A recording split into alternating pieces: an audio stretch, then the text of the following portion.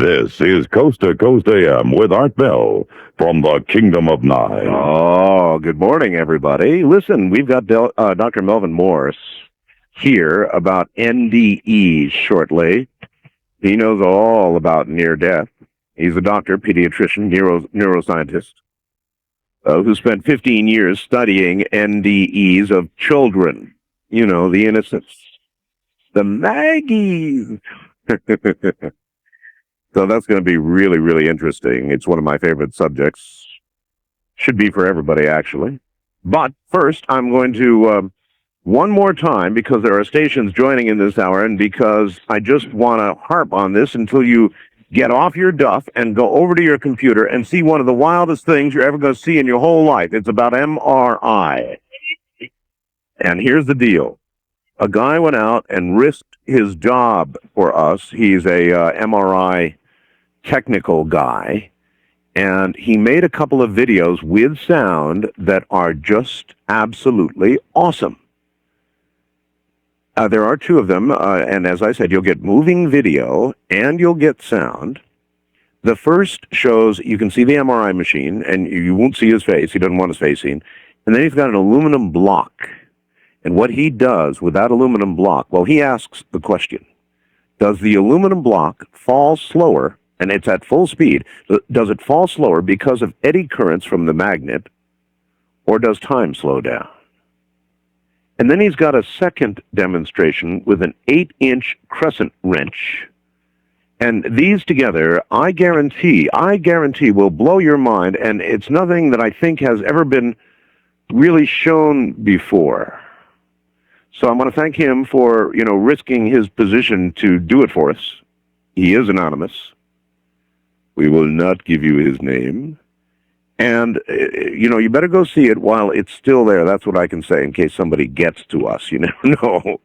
But I got them right after the show last night, and they're mind blowers, and it'll show you all about MRI and this giant electromagnetic field. In fact, we'll ask Dr. Morse about electromagnetic fields as it relates to his work, and oh boy, might it ever. So, coming up in a moment is Dr. Morse, but get to my website at www.artbell.com and be sure you watch these videos. Capture them if you can. They're truly one of a kind. And we're going to be talking more about MRIs and large electromagnetic fields. It's just sort of what I'm on to at the moment, so it's worth seeing. Oh, that's so appropriate for so much of what we do, isn't it? Listen, we just sailed, we just had a record. Keith Rowland, my webmaster, informs me we just had a record. Last hour, we hit a peak of 36.1 megabits downloading to you all. That is an all-time peak for the site. 36.1 megabits of bandwidth. That's a lot of you out there. All right. Dr. Melvin Morse, pediatrician, neuroscientist, who spent 15 years studying the near-death experiences, NDEs, of children. He says, I've learned the final moments of life are not frightening nor horrible. When we die, we become fully conscious, aware of our surroundings, and experience spiritual insights we do not often have at other times in our lives. By studying the neuroscience of the near-death experience, we learn that human beings have an underused area of the brain which is responsible for spiritual intuitions, paranormal abilities such as telepathy and remote viewing, and the power to heal not only the soul but the body as well. As a young critical care physician, I started listening to children's stories of what it was like to die and return. My research ultimately led to my discovery of our God spot, our biological link with an interactive universe. Dr. Morse, welcome to the program. How are you? Doing great, Art. Thank you very much. This is the first time that you and I have spoken officially on the air, correct? I've been looking forward to it for a long time, Art. I've heard a lot about your show. It was so embarrassing. I'm going to tell the audience. Earlier today, I was I got this from somebody in the audience, and you said you should have Dr. Morse on, and I thought I had Dr. Morse on maybe a year, 2 years, 3 years, 4 years ago. I don't know. I had him on. But the fact of the matter is, you were on with Mike Siegel and some other talk show hosts, but never on with me personally, right? That's correct, Art. I'm looking forward to it. That's for sure. Because I've been on your show with, with different substitute hosts and such as that, and I know that your listeners are really informed and really able to explore really the deepest kinds of insights that studying near-death experiences can bring us. How old are you now, Doctor? I'm 47. 47. And when did you begin practice? Oh, I graduated from medical school in 1980, and I started in private practice of pediatrics in 1985. But from about 1980 to 1990, I spent a good deal of time in critical care medicine, working for an air transport service out of Seattle Children's Hospital, Airlift Northwest. That's rough work, huh?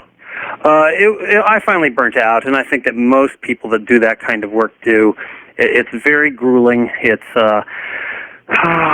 tedious, and it's most patients that have to be resuscitated from nearly dying, unfortunately, die.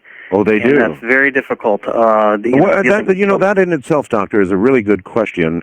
We always on TV see generally the success cases. Right. But in real life, people who have to have the paddles put on, what percentage actually return? Well, only 1 out of 100 or 1 out of 300. Oh, you're kidding. It's bad for you to have your heart stop beating, Art. Now, a lot of it depends, if in the operating room your heart stops beating really quickly, that's, they can just put the paddles on and restart it.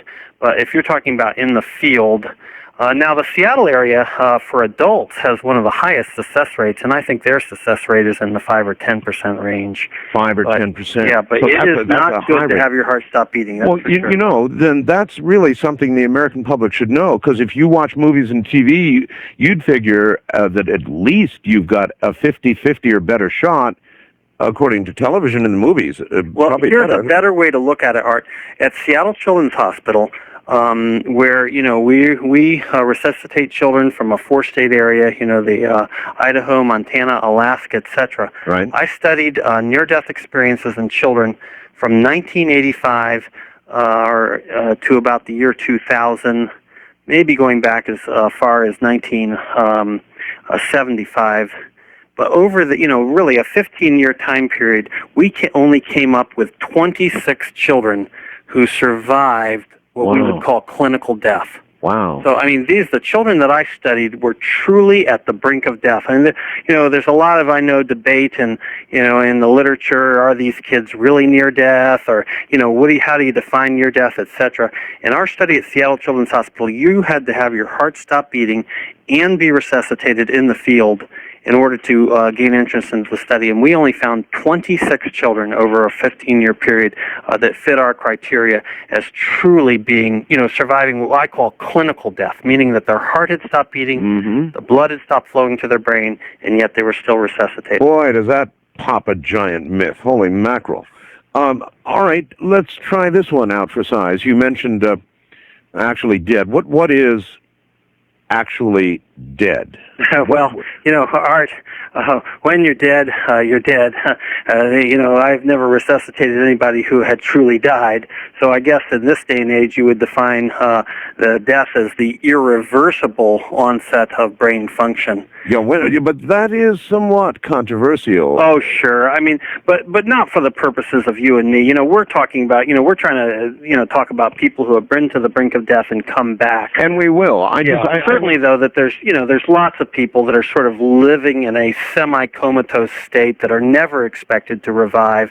All the debate over life and death applies to those patients. I think I think my question is, Doctor, after your heart has stopped and the vitals have stopped, how long are you still able to detect some emanations from the brain? Well, in an ideal situation, about 4 to 6 minutes. before the brain dies. 4 to 6 minutes. But, a lot of the children we resuscitated were cold water drownings. And there's an old adage that if you're not warm and dead, you're not dead. And, so the cold water has a protective effect on the brain. And we have resuscitated patients who were underwater for as long as 45 minutes.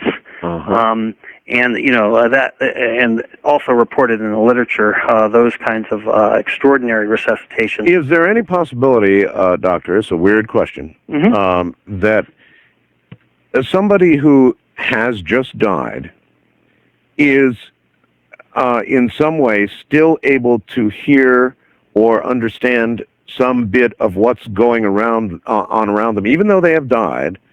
Might they hear somebody like you say, "I'm sorry, he's gone"? Sure. And the preparations to begin taking the body away?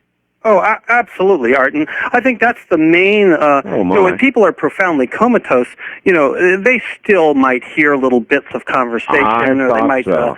There's when people are described as being in profound comas, there's still some brain activity and there's still something going on. So I think, in fact, that's what most physicians think near-death experiences are. Most physicians or medical scientists would think that a near-death experience is just that your brain comes to the point of death, but of course, while you're comatose, maybe you hear little snatches of the operating room conversation. That's right. Maybe you hear little things going on around you, little, blips and blaps. And then when you're resuscitated, your mind hates a memory gap, and you hate the idea that you might have died, and so then you create a pleasing fantasy, something that we would call confabulation. Sure, but you're talking about people who come back to tell us about that sort of thing. I'm talking about those who don't. In other words, there might be these few minutes where you could actually hear somebody like yourself say, "Oh, sorry, he's gone." Yeah. Wrap them up, take them away, guys. Feel yourself. Well, that's the exciting thing about near-death research, Art, is that what you're describing is now, I think, been demonstrated beyond a doubt, that when we die, we do die fully conscious, even if our ears aren't working properly, our eyes aren't working properly, etc. All the evidence would indicate that when you die, you're completely conscious, you're completely aware. In fact, you have a consciousness that extends beyond your physical body. So I think that that's correct. What you're saying is not a weird question at all. This is one of the most important questions that people have for me, because they, I'll give you an example. A close friend of mine, he called me up one night crying after reading my research, and I said, why is this so, moving to you? And he said, well, it's because when my dad died, I felt so guilty that I couldn't say goodbye to him. He hadn't really known his dad very, kind of estranged from him over the years, and, hadn't told him he loved him in a long time, and he was in the intensive care unit, but his dad was profoundly comatose. Yes. And he wanted to know, could my dad hear me? And, and understand I was saying goodbye and that I loved him. And sure, from a scientific standpoint, I could reassure him, absolutely. When we die, even if we seem to be comatose, we're fully conscious and alert. Well, that's fascinating and frightening at the same time. Frightening in a way. And why is that? Well, because there would be this strange little period of time if you died.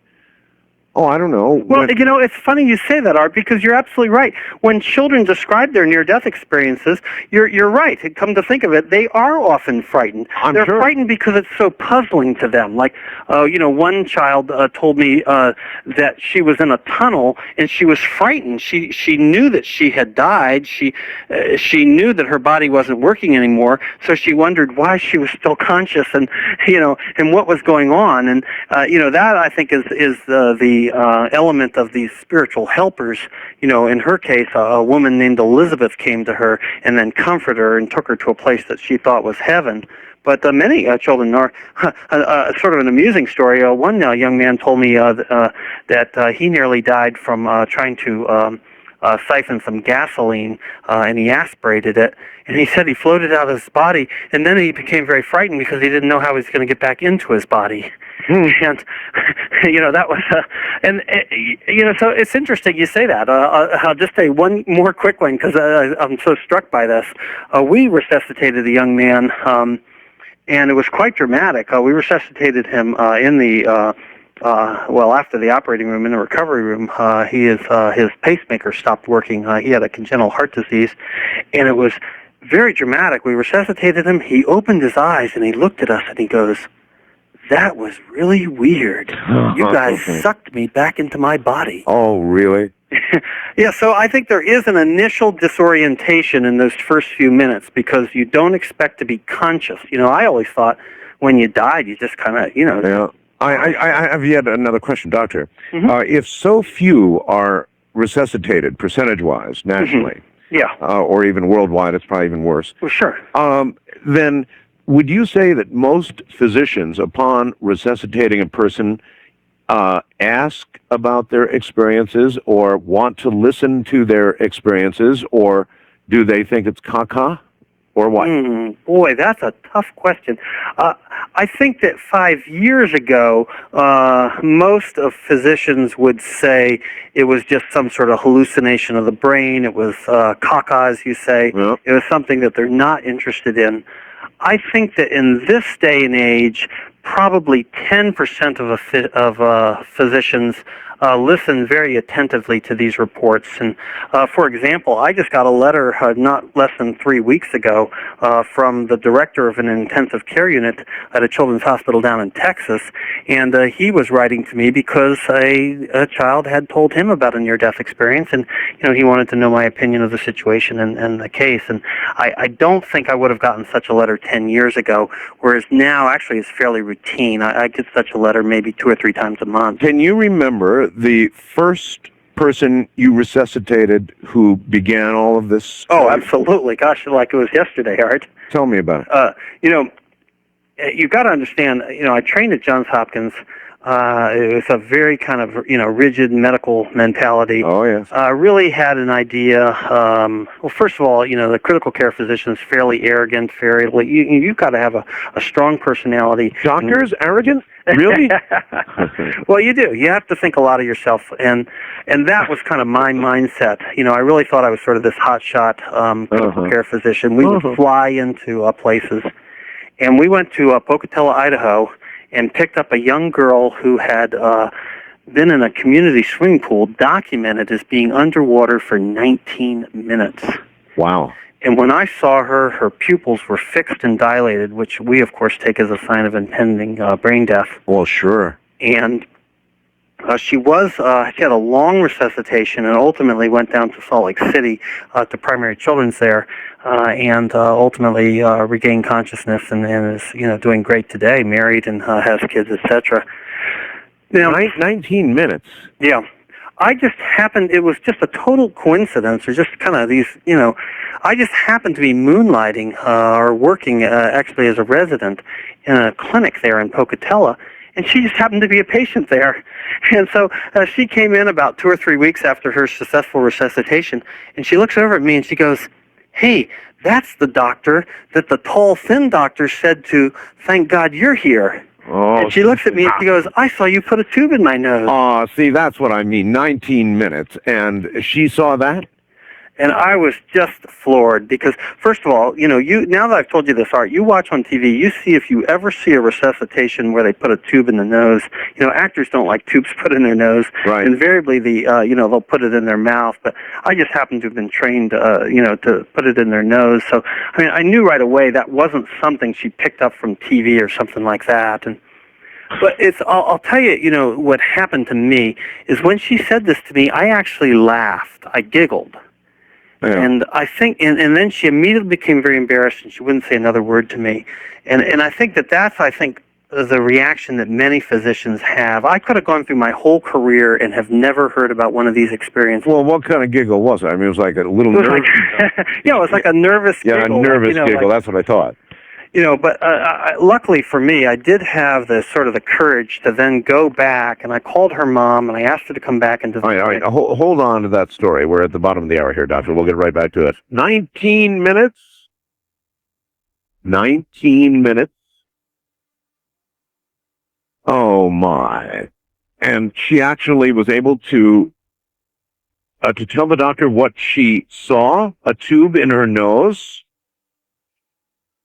Huh. I have this feeling that there's a lot about life and death that we don't understand at all.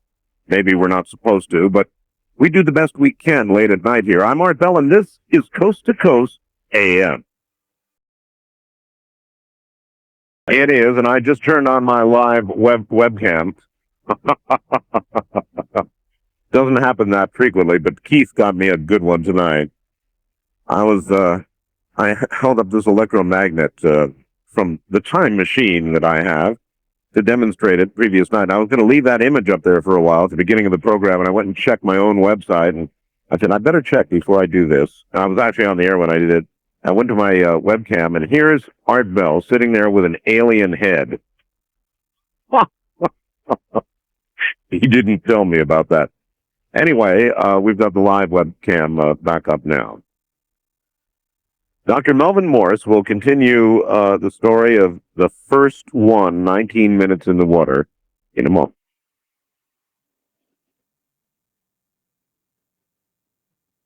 Once again, here is Dr. Melvin Morse. Dr. Morse, welcome back.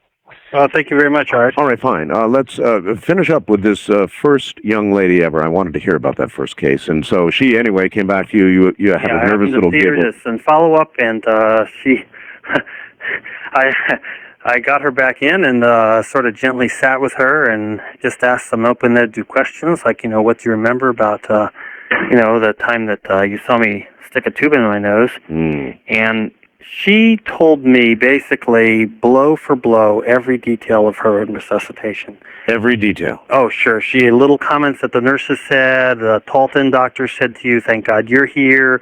I saw you put a tube in my nose. I saw you take me into a machine that looked like a donut, which was her description of a CAT scanner. Then I saw you on the phone calling some other doctor saying, what am I supposed to do now? She remembered everything. And trivial little things, little comments that nurses made, stuff like that. And that's actually what most intrigued me about her story, because at the time, of course, she was profoundly comatose. At a time, the gods that I worshipped at the time were Plum and Posner, who wrote a book called The Diagnosis of Stupor and Coma, and they taught me that coma wipes clean the slate of consciousness. And yet here's a child who clearly was conscious and awake throughout the her whole time. You keep using the word coma. And I suppose that's appropriate, or else she wouldn't be alive at all. But to me, after 19 minutes underwater, you're profoundly dead. Well, if you want to call it clinical death or what have you. But she certainly, people don't come back to life after they've died. She was just in the last few minutes of life. Yeah. And then she went on to tell me a further story. She said that... she was in this place of darkness, and that a woman came to her named Elizabeth, took her to a place she thought was heaven. She had met some friends up there. She was given kind of a vision of her family, and then she was told that she needed to go back and help her mother. And then she returned to consciousness. But what intrigued me not so much was the spiritual aspects of her story, but that she had any experience at all. Because, of course, as you're saying, dead or nearly dead brains should not be having complex visions of other realms. Or accurately describing their own resuscitations.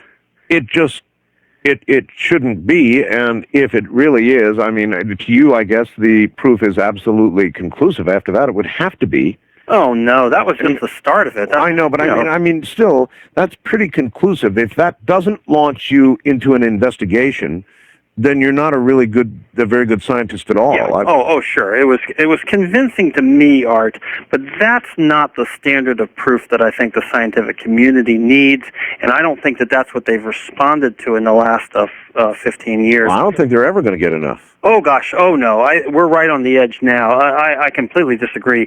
Well, let me tell you three facts everyone agrees with. Convince me, yes. Yeah. Okay, here's three facts. Everyone agrees that, first of all, when you die, you're conscious and alert and having some kind of spiritual experience. So that's beyond dispute now. Nobody disagrees with that, even... Oh, yes, they do. I've seen doctors on programs like 2020 Yeah. stand up and say, look, white tunnels, visions of relatives, it can be attributed to the fact that when we die, our brain dies from the outside moving inward. Sure. And that would produce the vision of the tunnel of light and the bright spot at Right. the center and all. But and it's just a matter of the brain closing down. That's what they say. But these are scientists who are not familiar with the literature. I guess I'm saying anyone who has looked at the literature objectively. I've been on those same shows, Art. They have to look far and wide to find someone who is willing to say that kind of stuff. That's the hardest thing for TV producers nowadays, is to find a so-called skeptic. In fact, I was on national radio with Paul Kurtz, who's head of, what is that, the Psychops? Yes. And I absolutely shredded him because he had no knowledge of the enormous amount of scientific evidence backing up what I'm saying. And for people, by the way, Doctor, speaking of Psychops, did you know that I won the Snuffed Candle Award? Oh, is that right? Oh, yes. That's their big maximum yearly award that they give to somebody to try and make them feel bad. Oh, is that right? Well, oh, yeah. I don't know that necessarily, an award like that from that institution might be more of an honor. Doctor, I have it proudly on the wall. I put it on my website. It was such a badge of honor. But, let me just give you one piece of evidence that'll just tweak your imagination. This is research now that comes from the National Warfare Institute. So, this is published in some sort of obscure aerodynamics journal. That's why a lot of people aren't familiar with this literature because, there's little bits and pieces of it everywhere. But here's what this guy did. His name's Jim Winery. He's a flight surgeon for the National Warfare Institute. He took fighter pilots and he put them in centrifuges and he whirled their brains, at tremendous speeds to try to understand what happens to the human brain with these tremendous G-forces. Mm-hmm. And he was able to show that as the forces became greater and greater and the blood stopped flowing in their brain, they would go through definite stages in which they would become comatose, and then they would go through muscle spasms and they would have seizures. And then listen to this, right at the point where the blood stops flowing in their brain, they regain consciousness. What?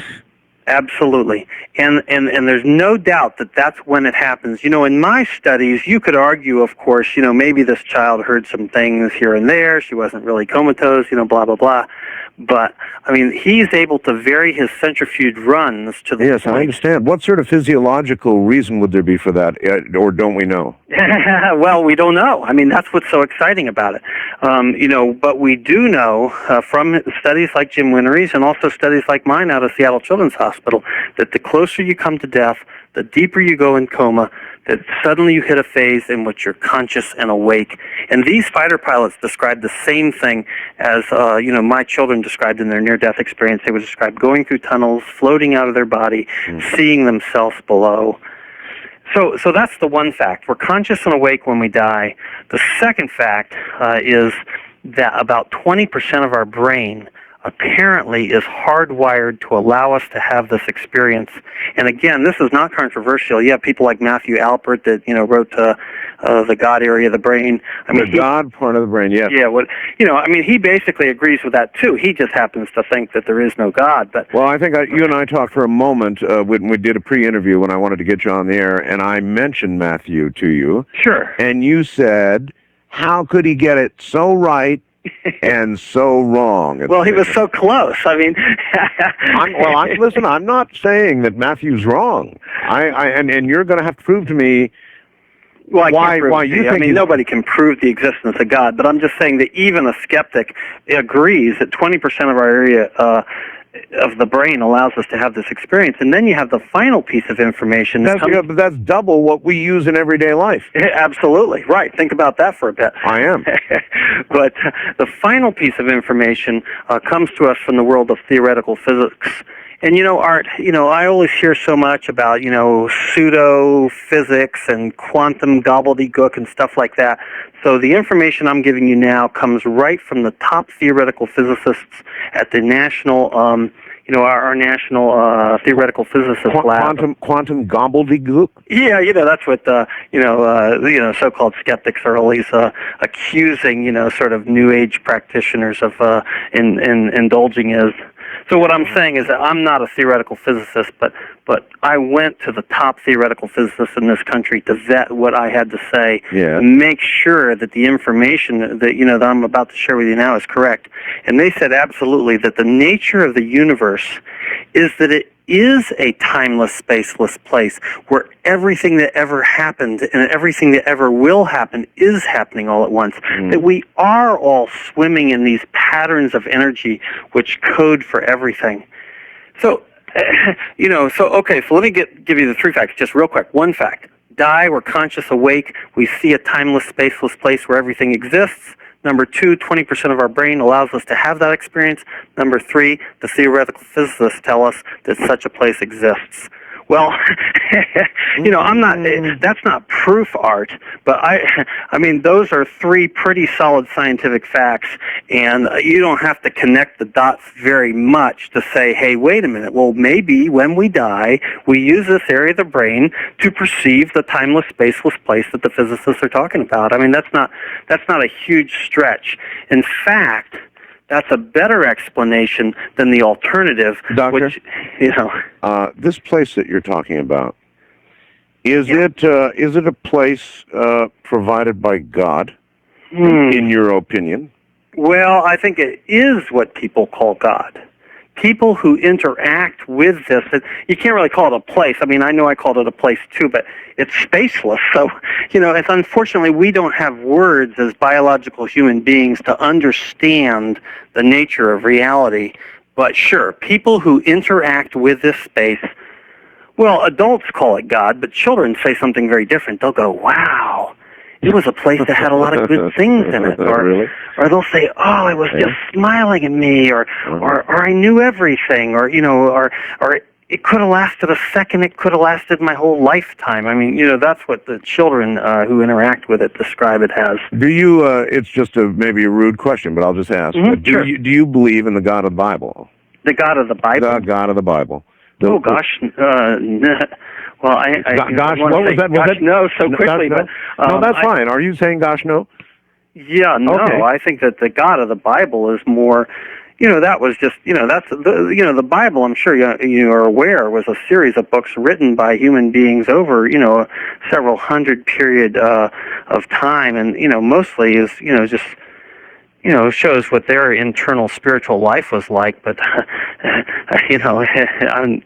I don't think that there's that God is some sort of male being that is, watching our every moves or anything like that. You saw the movie Contact, right? Sure. You remember the movie Contact? I think is right on. That's But you remember when the person was in the hot seat.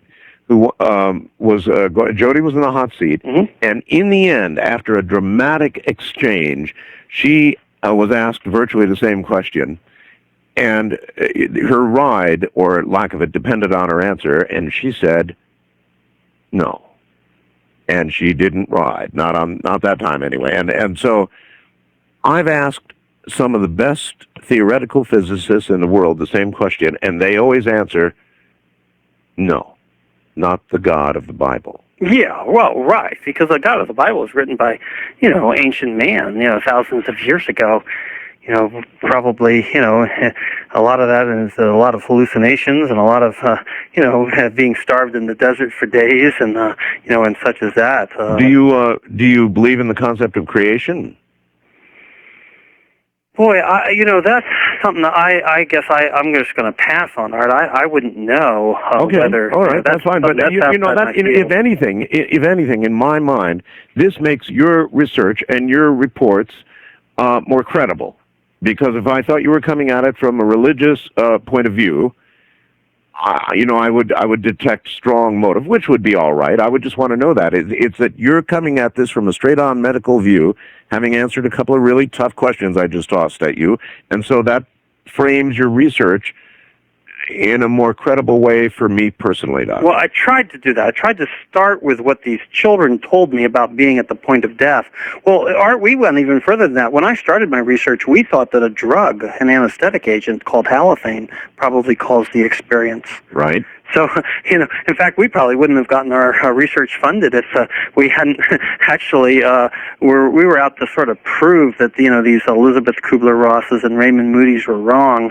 I had seen Elizabeth Kubler-Ross on the television, trying to comfort some parents who had had a child who had died, and I thought, what a bunch of baloney. How can a respectable physician even say that kind of thing with a straight face? Mm-hmm. And we set out to prove her wrong, but on the other hand, you've got to balance that with it. I've been like this little girl, that first girl I told you about. Yes. I looked at her, when she told me this whole story, went to heaven, all this kind of stuff, I was looking at her with obvious skepticism, and she reaches over and she pats me on the wrist and she goes, "You'll see, Dr. Morse, heaven is fun." After you have an experience like that, or you resuscitate a 3-year-old that, again, Yes. has been at the bottom of a swimming pool for 5 or 10 minutes, Yep. and they look you in the eye and they go, "I saw the sun. I saw the sun, and it had a happy face." and that was on an overcast day that there was no sun out. I guess that's how a child would react. Yeah, it's just that when you have those kinds of experiences, it does, you can't be completely objective, but I have tried to start with the children's experiences and then build from there and try to make sense of them. All right, a sort of a medical question for you. Sure. If I said, if you tossed ethics and the morality of it out the window, and I asked you to put me on a table, take some paddles, and stop my heart for me, and then wait a small period of time, and then bring me back. Yeah.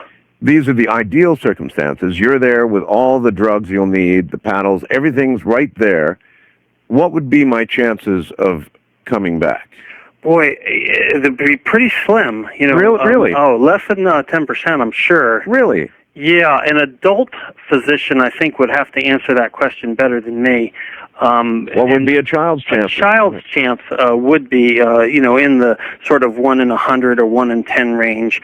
When we looked at cardiac arrests, even in a hospital setting, by and large, most of them did not have a good outcome. So then the movie Flatliners was just full of it. Oh, absolutely. Yeah, there's no question about it. Nobody would ever do such a thing like that. Okay, I'm giving up on that idea. I've actually thought about that. Yeah. Shock you? I've actually thought about it. That if there was a pretty good, not full guarantee, but a pretty good guarantee that you could come back, that sure would be interesting research. Of course, you'd end up in jail, but it would be interesting. Yeah, boy. There's a journalist at the University of Tokyo who actually wanted to do that, and the Tokyo physicians, of course, refused. But, there have been people that have at least volunteered to do such a thing. But, boy, the other thing is if it was such a brief cardiac arrest, you probably wouldn't have a near-death experience. When we looked at how long the resuscitations were, we found that these very brief resuscitations, 1 or 2 seconds or, a minute or two, usually the person would just say they were out of their body, or they would say that they were in blackness or something like that. It wasn't until the more, 19 minutes, 45 minutes that you really had that. But there is one thing that is patients that undergo heart transplants. Yes. And undergo bypass. Yes. And many of them have reported near-death experiences. And you could probably find somebody that would put your heart on bypass and stop your heart. No, that's really all right. I mean, it's just one of those things like you consider in a lifetime. Yeah. That's all. Doctor, we're at the top of the hour, so hold on. No, I'll pass on that. I doesn't not for the purpose of just finding out if I'd see the tunnel. There's got to be better ways in the conscious world to do that, but especially with those odds. I never knew, did you, that the odds of resuscitation, even under the best of circumstances, are that small. Why, those so-and-sos in Hollywood, what lies they tell. I'm Art Bell, and this is Coast to Coast AM, and we're talking about what happens after you've died. We'll be back. It is. Good morning, everybody. Yes, I actually actively considered that. Finding somebody who would put me away, as it were, and then bring me back. I thought about it. Probably in the way most human beings at one time or another consider taking their own life. Not many admit it, but it crosses your mind. It's one of those little things that a human considers every now and then. But I got so interested in NDEs that I thought about that for a while. But listening to Dr. Morse, I don't think the odds are so good. We'll pass on that one. But hearing about it is nevertheless fascinating because eventually, we're all going to have the experience, one way or the other. Had you thought about that? You hear that? There are a few people who have gone that way, too. Daniel Brinkley's one. A crack like that, and he was gone. Talk about NDEs. All right, once again, here is Dr. Melvin Morse. Dr. Morse, welcome back. Thank you very much. Doctor, have you heard of Daniel Brinkley? Oh, of course. I kind of, I guess, was responsible a little bit for unleashing Daniel on the world because I was on the Larry King show and I needed a guest, and I knew Raymond Moody, and Raymond said, "Well, you got to have Daniel Brinkley on." and I think pretty much the rest is history after that. Yeah, unleashed on the world. Quite a character. Unleashed on the world is a proper way to put it. All right. Yeah. I want to take you off course for just 1 second, or maybe it's not off course. A few days ago, Doctor, I stumbled into this thing where a lady called me on the phone and said, "Art, I'm an MRI tech." Mm-hmm. And I've been working in MRI for years. Yeah. And Art, I've been seeing things around MRI machines now for years, and I won't talk to my fellow technicians about it. And I really thought, holy mackerel! I mean, you talked about the part of the brain that allows for this sort of thing. You said about 20%. Matthew Alpert calls it the God part of the brain. You don't disagree on that basic tenet. After that, you all disagree, but you don't disagree on that. But it's there. I'm saying it's our God communicator. It's the thing that allows us to access this non-local reality, this timeless, spaceless. The God part of the brain, then. Yeah. Okay. So but it also allows for the paranormal talents, such as telepathy, viewing. Right. I'm with you. I'm with you all the way. So we all, I think, agree that exists. At least the three of us and a lot of the audience. So, is it unreasonable, Doctor, that people exposed to extremely strong electromagnetic fields would have an effect on that, part of the brain, or could? Well, I don't know that the MRI scanner is an extremely strong electromagnetic field, Art. Yes, it is. Yeah, I know it's a giant magnet. Oh, Doctor, if you are you on the web? I mean, I could get on it. You go to my website, and there are 2 video clips there of just how strong a field the MRI is. It's incredibly strong. But I think it more has to do with the sensitivity of the person, because what you're describing is not just people that see things around MRI scanners. There's people who actually see the electromagnetic signature that we have around our own bodies. That's right, the aura. We have I've got a good friend, Vernon Neppy, who's... Yes, but you're only confirming this for me. You're saying, yes, indeed, we're electromagnetic beings. Oh, absolutely. Neurons are we're firing away. Electromagnetic beings first. Yeah, neurons are firing away in there like crazy in our brain. But we've got a Reiki healer up here in Seattle, and every time she comes into my friend's office, she shorts out all the computers. People start complaining all over the building. Asking my friend, is that person come by again, and shorted out all of our equipment. We showed the people that had near-death experiences. Frequently, watches don't work for them, or they'll lose the electromagnetic signature of credit cards, or such as that. So, or how about this? After they have returned, frequently they exhibit paranormal ability they did not previously have, don't they? So I guarantee you that the woman you're describing had some sort of a near-death experience or profound spiritual experience that opened up that area of the brain. Yeah, but suppose, Doctor, after that was on the air, I were to tell you I had 1,000 emails from people who have had unusual experiences with MRI. Yeah, it doesn't surprise me at all. Yeah. The MRI scanner is very interesting. It actually listens to the sound. It's actually they listen to the sounds of different, the differences in your body. And then it's only through computer software that those sounds are converted to visual images. That's right. If we were more auditory, radiologists could actually listen to, a brain tumor, or they could listen to, what your kneecap looked like. So, it doesn't surprise me at all what you're describing. All right. Well, it is, trust me when I tell you, one of the largest electromagnetic fields in use anywhere. I was unaware of that. I honestly didn't know. Oh my, yes. I guess you're just used to ordering them and looking at the results. Correct. Not exactly. operating them. Right. I understand. Well, I know a little bit about them because I've talked to the radiologists about this, this issue of that our body is constantly broadcasting signals that you can hear. That's right. Or that that we're actually patterns of energy that can be interpreted. We think we're so solid. We think of ourselves as a biological machine, and nothing could be further from the truth. The distance between the molecules in our body is greater than the distances between the planets. We're really patterns of energy embedded in greater patterns of energy.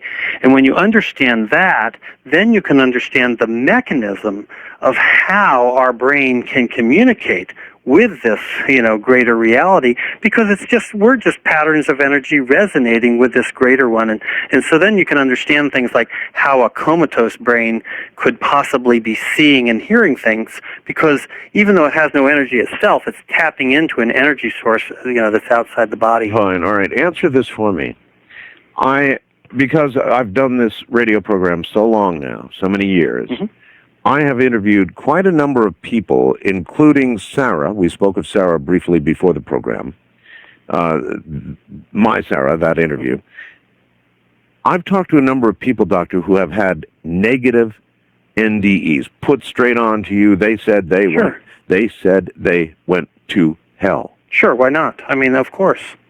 The actual imagery of the experience comes from your own life, Art. And just to amplify your thought, let's think about near-death researchers just in this country.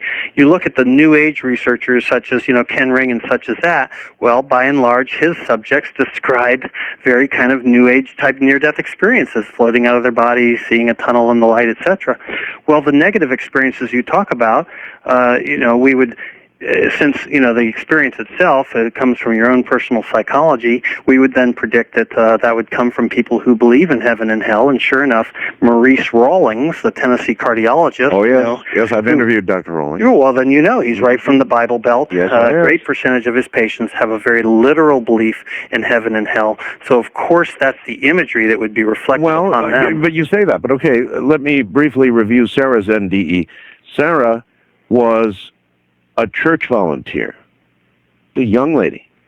Sarah was on her way home from church. She was riding her bicycle, and she got hit at a high speed from the rear. She was clinically dead for a long time. She was the sweetest little thing you can imagine, a believer with faith, and she went to hell. In part, at least, she went to hell, Doctor. Now, well, in her mind, she went to the hell that she knew of for her own personal psychology. Don't get hung up on the individual elements of the experience, Art. I'm trying not to, but I've heard when you look cross-culturally, let's just take a step back from her experience. We went to Japan. We heard over 400 Japanese near-death experiences. I worked with a psychiatrist at the University of Tokyo. Oh, yes, and? And we didn't hear any heavens or hells. We heard all kinds of Japanese religious images and experiences, and I collected... So, okay, but what does that mean? Does that mean that you get what you expect? Correct, yeah. Well, let me just finish the thought. We went to, I didn't go to Africa. I collected 50 native African near-death experiences. Yes. They were primarily people walking down paths in the jungle and meeting men dressed in white robes saying, "What are you doing here?" But you really see this when you look at children, because, see, children don't have all these images. You're right. See, that's when you really understand how much of it's your personal psychology. When you look at children's experiences, they go, "I saw the sun," or they'll say, "Wow, it was really weird. I saw this light, and it had a lot of good things in it." Yeah, That's or a all smiley they say. face, but isn't that what you would expect a child to say? Sure, exactly. So our Japanese children were the same way. They just saw experiences of light. So I'll tell you what Chris Carr said. He's a anthropologist at the Arizona State University, and he looked at this whole cross-cultural issue and also throughout time, and he said that what we learn is that we're conscious when we die, and we learn something when we die. That dying is a time to learn something. And when you understand it in that context, then you understand that, of course, the images come from your own personal psychology, because you're not going to learn much from someone else's experience. When I die, I'm going to see my own life. I'm going to be comforted by images from my own life. I'm sure you'll die and find out doctors really are gods, right? Yeah, there you go.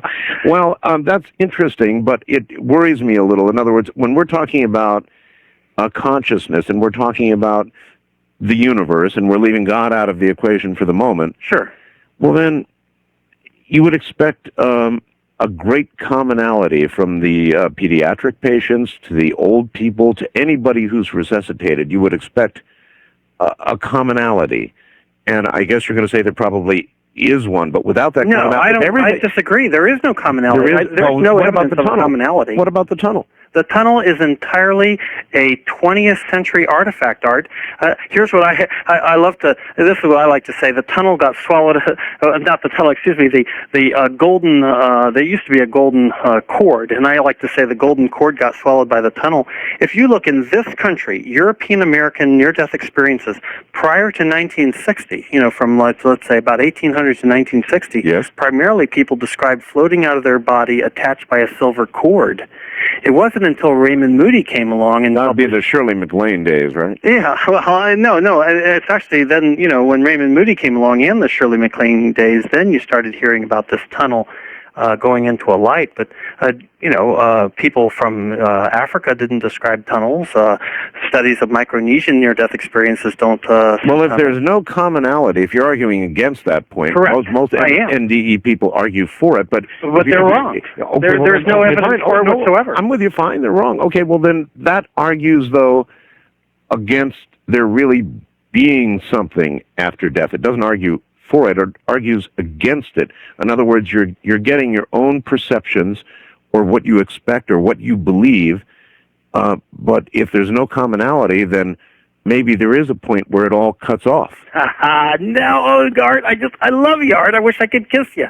Sure, that's absolutely true. In fact, I've studied near-death experiences. That's why I'm not on Larry King with you. Yeah. Here's the deal. That's true. Near-death experiences tell us very little about life after death. They tell us we're conscious when we die. They tell us we learn something when we die. So inferentially, why would we learn something when we die if there wasn't something else afterwards? But these experiences teach us about life. The exciting part of these experiences is to learn we have this area of the brain, start to use it while you're still alive, start to have this communication. Well, we have it anyway. What you call intuition is just the natural functioning of your right temporal lobe, tuning in information from this non-local reality. It teaches us about living, but I agree. I've studied these experiences for 15 years. I don't think they tell us really much about life after death, or we don't know what happens after we die. So then you would imagine that there's a significant possibility that there is lights out, goodbye at some point. Well, you'd have to either think it's some sort of final fireworks in which you sort of merge into this endless pattern. After hearing these experiences for 15 years, I think the best thing I've heard is a sort of a Muslim concept that when you die, you're like a drop of water returning back to the ocean. That we're merging back with this universal energy pattern. But, I want to be quick to point out that I may not believe in life after death, but certainly I think near-death research tells us that people can communicate with people who have died, or people can have premonitions of the future. What? Now, wait a minute. Absolutely. Now, uno momento. Sure. If you can communicate with somebody who has died, then there has to be life after death, or a consciousness after death. Art, Otherwise, that's timeless. not a real communication. It's timeless, Art. It's timeless. So the future and the past are meaningless in the context of something that's timeless. Yeah, but are you communicating with a consciousness? Well, or just some people sort of who interact with it describe it as a consciousness. Or just some sort of echo of what was that will always remain going around and around. You know, I don't know that we can answer that question. I can only tell you that people who've had the interaction describe it as a consciousness. And, you know, certainly, we know that we're patterns of energy that reside in this timeless place. So clearly, if we have the ability to access information from this timeless place, then we can communicate with people who have died. But that doesn't, I don't think that necessarily says there's necessarily life after death. Like you're saying, it may just be an echo going around and around. Well, it says that to me. I have talked to people who have actually communicated with the dead and received a great deal of contemporary, accurate information. Yeah. Contemporary, keyword contemporary. The key you lost is, it's in the garage under the table leg or something like that. That's true, and I have experienced those kinds of stories and have documented many of them myself. Oh, you have? To play the devil's advocate, once again, you could just say that's an echo, though. You could say, that's similar to, let's say, a ghost. No. You couldn't say that. An echo wouldn't be able to instruct you on something that's happened since its passing. That's a good point. All righty. Okay, well, see, yeah, all right. You and I are switching positions here. You're playing devil's advocate, and then I am. Well, I've never really thought of these experiences as proof of life after death. I do agree that these kinds of experiences you're describing are convincing.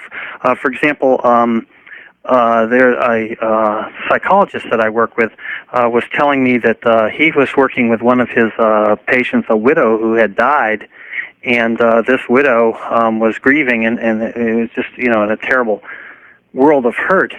And he had sort of a shamanistic, lucid dream, out-of-body experience in which he got some information from her husband, contemporary information, that he then gave it to the woman, and it was tremendously meaningful to her. So it is true. And I also know a young man who, it's his mother's boyfriend died, and he has the experience of this man coming to him and giving him information on like carpentry projects or things like that. Exactly. But I guess in my mind I separate what's scientific proof and what's an illustrative anecdote. And I don't think that these anecdotes rise to the level of scientific proof. I think they're suggestive, they're tempting, but the scientific proof, just knowing that we have this area in our brain, it allows us to access information that's outside our brain, and that we die conscious and aware. That's pretty amazing right there. That's pretty heavy we've come stuff. a long way in 20 years.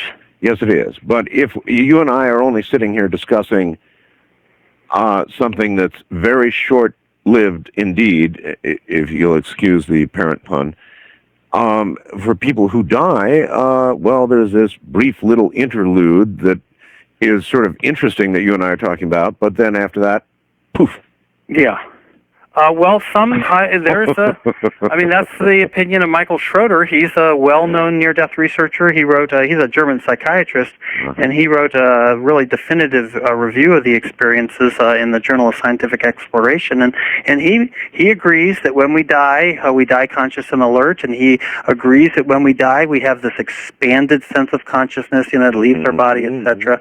And then that's what he agrees. That's his position. He says, and then that's it. We just poof into whatever's... That's really interesting. He calls the near-death experience foreplay. You are, other than Matthew Albert, you're really the first person to come along and really tell me they believe this. I don't know that I believe it. I actually think that we are energy, and I think that we are something that... I think there is a soul. Actually, I do believe that. I think we have a soul that we're more than just the electrical impulses and all the rest of it? You know, Art, in the back of my book are over 250 scientific references documenting everything that I've said. I think this is no longer an issue of belief, but this is an issue of the any fair-minded person's objective analysis. Well, you can't prove we don't have a soul, can you? Well, I'll give you. No, I think we do have a soul. I think that's you do have a soul. Sure. Well, I mean, if by a soul you mean this electromagnetic resonance which allows us to communicate. Doctor, hold on. We'll be right back. Good morning, everybody. We are back right now. Dr. Melvin Morse is my guest, and we have a related question for him coming up in just a moment. It can happen that fast. Life and death, just that fast. Crack of the lightning. Once again, Dr. Melvin Morse. Doctor, welcome back. Oh, thank you very much. Did you hear the words to that song? Yeah, I'm still alive. Yeah, you know what they were singing about, right? No. No, they were singing about reincarnation, Doctor. Oh, is that right? Back again and again and again, maybe a single drop of rain, but back again and again. They were singing about reincarnation, and you've been so absolutely starkly honest with me this morning that I'm going to see if I can push it a little further. A lot of people believe in reincarnation, but if I've listened to you carefully, reincarnation to you is as much... You know, I don't want to use, I hate to use the word bunk because that'll get people angry, but is as invalid as the probability of life after death. Yes? I agree. I think if you look at the reincarnation research carefully, it really suggests that we're tapping into memories and energy patterns outside our body, to be sure, but doesn't suggest life after death. Let me give you an example. Some of the, you know the work of Ian Stevenson, I'm sure. Of course. And, so what we're dealing with is, children who are recalling past lives, and then people like Dr. Stevenson rigorously investigate these. Yes. And find out that, sure enough, quite frequently they do report, true past lives that seemingly they would have no way of knowing. And sometimes doing it in other languages, Doctor. Yeah, exactly. How do you account for that? Well, just to add some more credence to that research is, someone as skeptical as Carl Sagan made the comment that that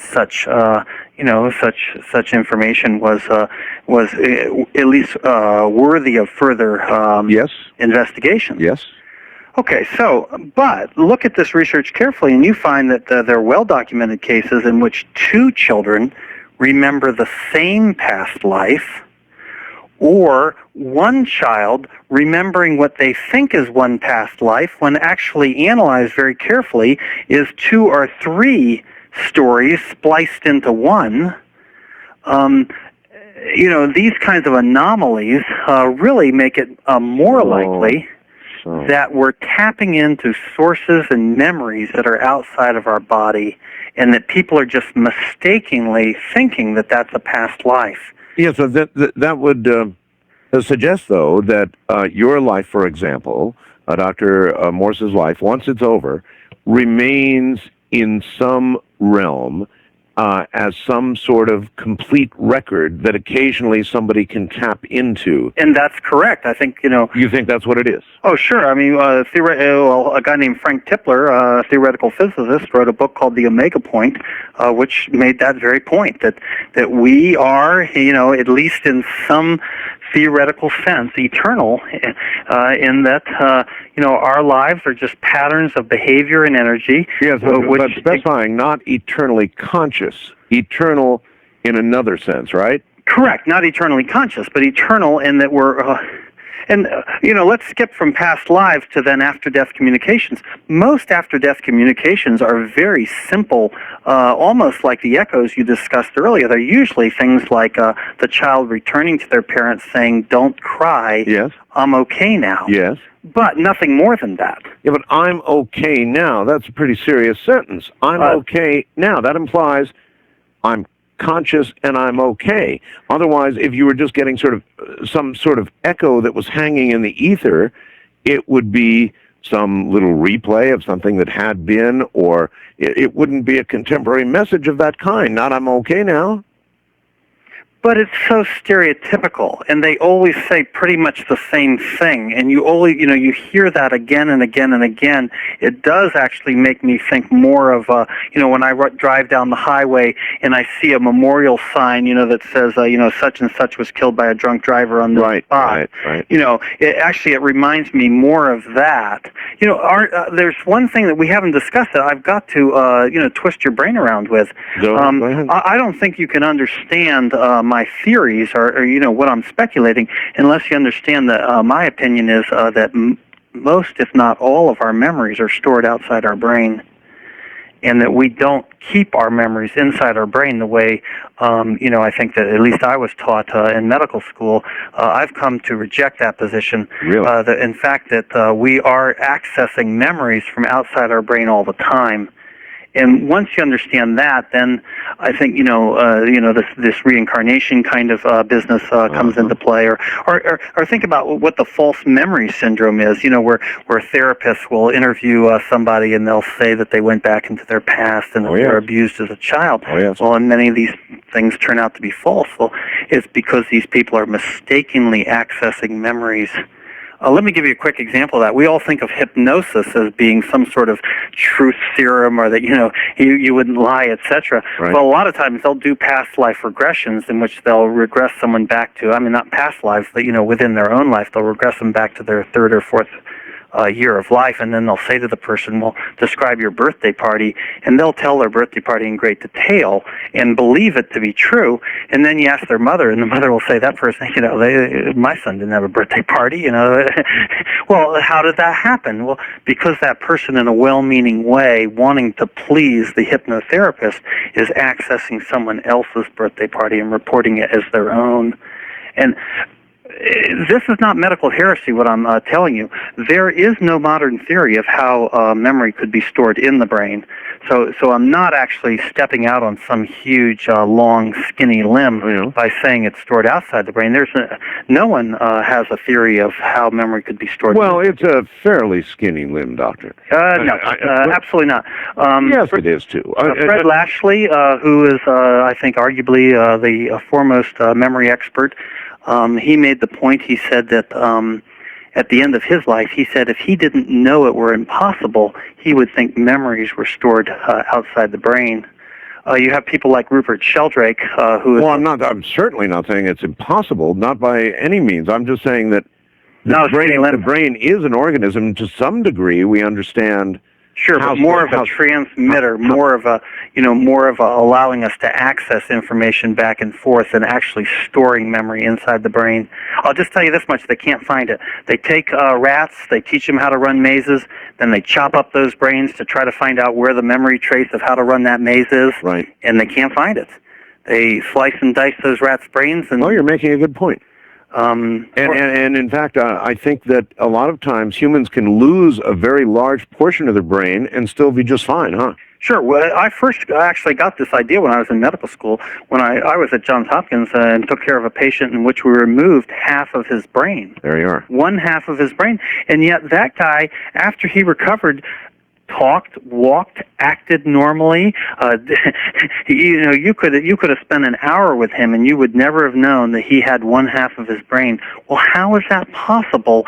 Unless we start to think of the brain as some sort of holographic memory, and in other words, really, Rush Limbaugh shouldn't be bragging about half his brain because he could function just as well with it, right?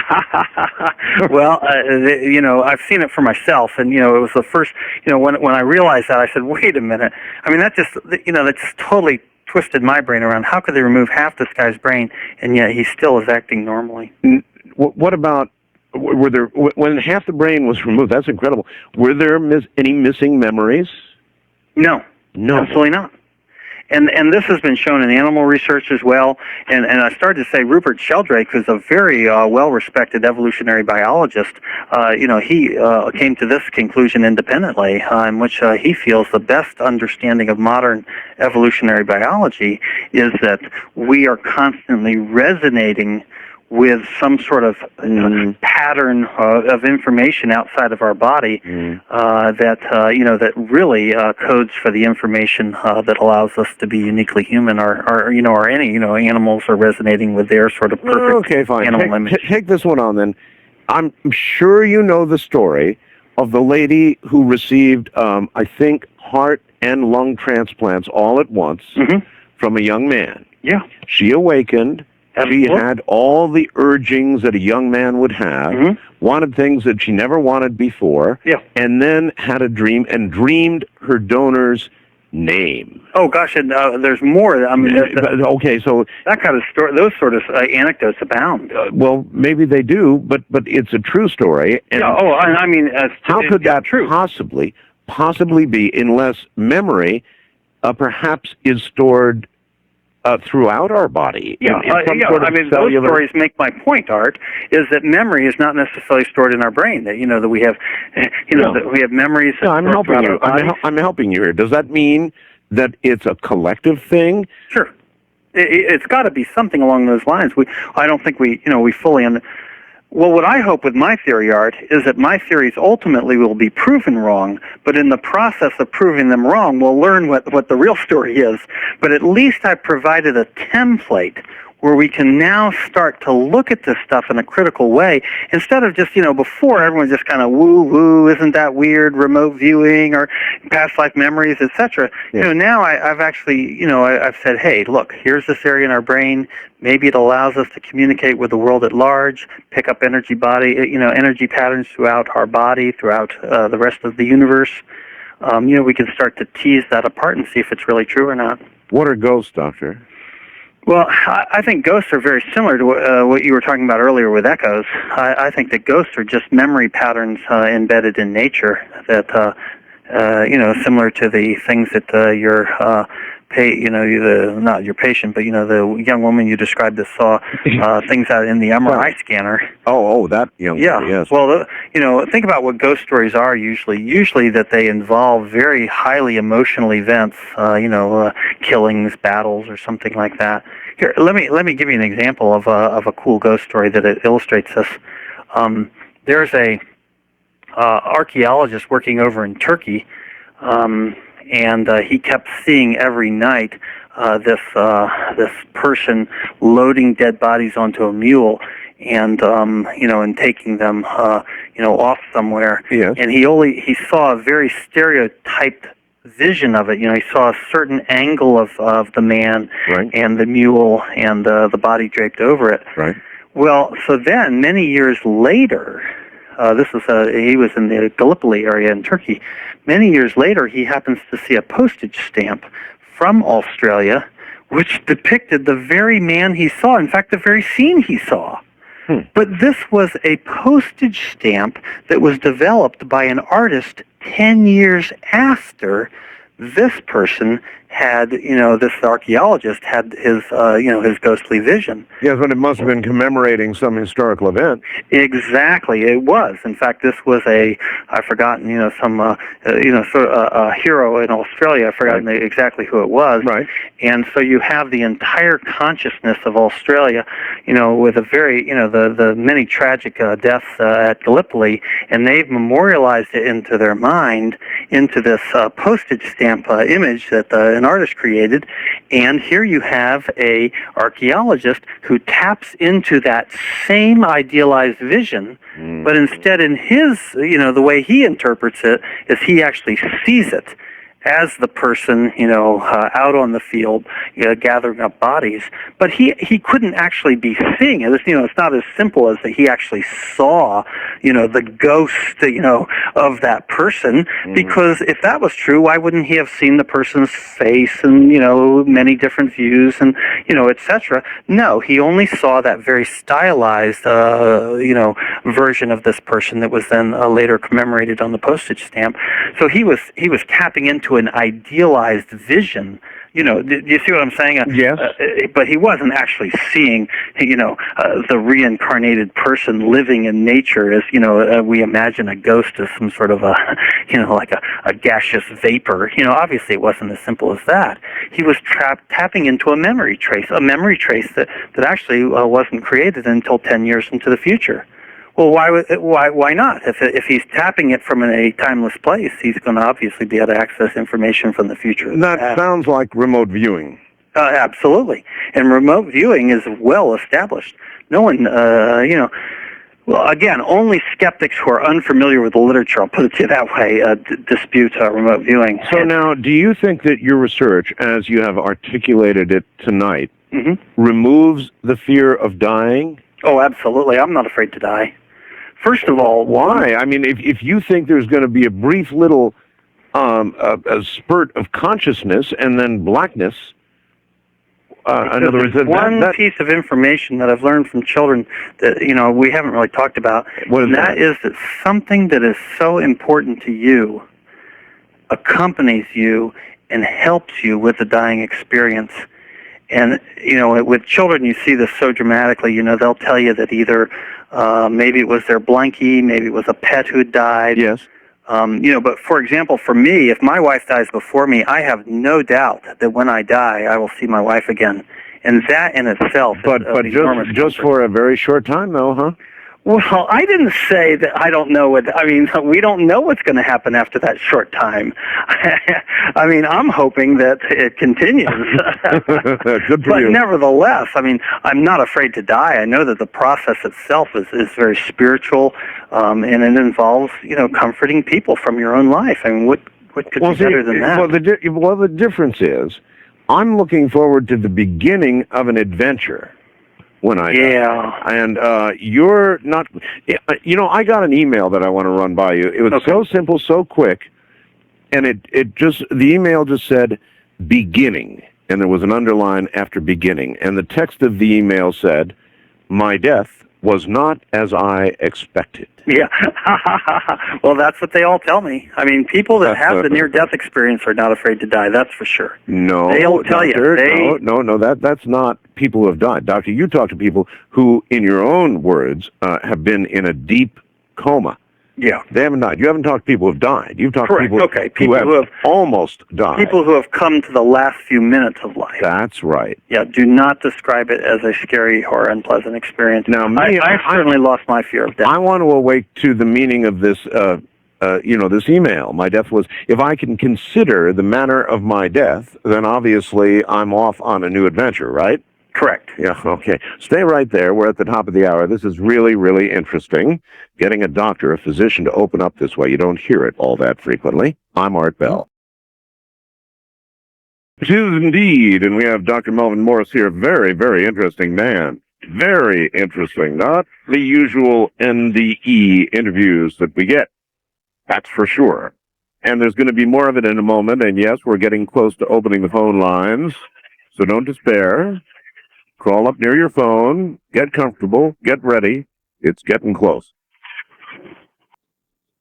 Here we go again. Dr. Melvin Morse back with us. Doctor, I'm reading a little of the material I got from your website, and one of the things it says here is that the effects of near-death experiences apparently, occasionally, in some way, affect the immune system? Absolutely. Sure. How so and why so?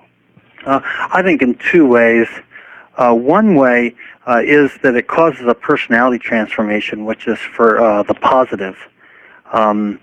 People that have near-death experiences generally feel connected with all of life.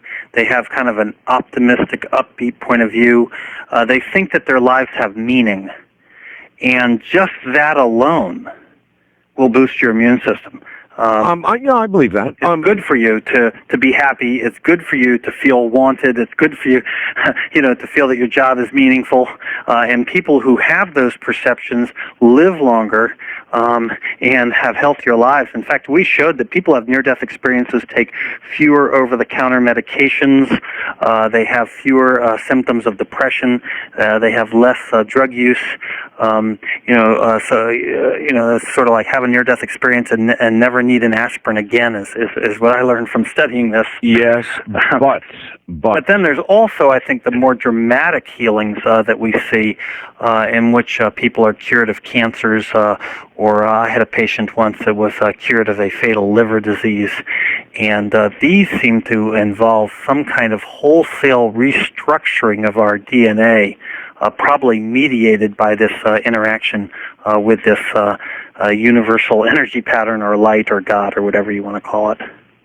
Whatever you want to call it. Yeah, the non-local reality. I don't know. Okay, but Doctor, take Daniel Brinkley as an example. Sure. The two of you would agree to a certain point, and then you'd really disagree, because Daniel will tell you, don't fear death. It's not the end. It's only the beginning. Sure, but he's had this experience. But there's one thing that Daniel and I agree with, and that is that the experience itself is of tremendous importance for dying patients, and that we need to start to educate them that the process of dying is spiritually dynamic. It's not to be feared. I've tried to twist your brain so many times. I'm going to give you one more little teaser. If we listened up to near-death experiences and we forgot all this business about life after death, and we just understood that they're real and they happen to us when we die, I believe we could save $4 billion a year in this country from healthcare costs.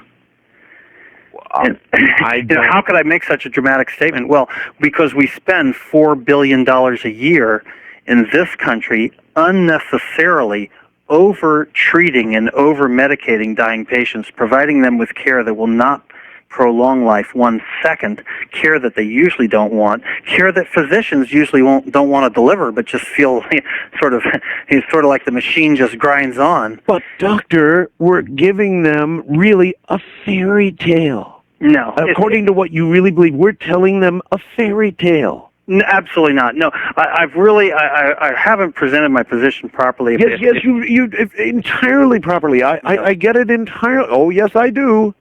Yes, I do. You're saying, and I don't disagree with you, that the dying process is a very spiritual thing, something not to be feared. But, Daniel will say, hey, I'm looking forward to when I die. Because it's just the beginning. That's where you and Daniel really depart radically. Sure, but a fairy tale is not doing justice to what I'm saying. I'm saying this is of intense importance to you, the person who's dying, to the people who are around you, to your loved ones, to your, the knowledge that when you die, you're conscious and awake.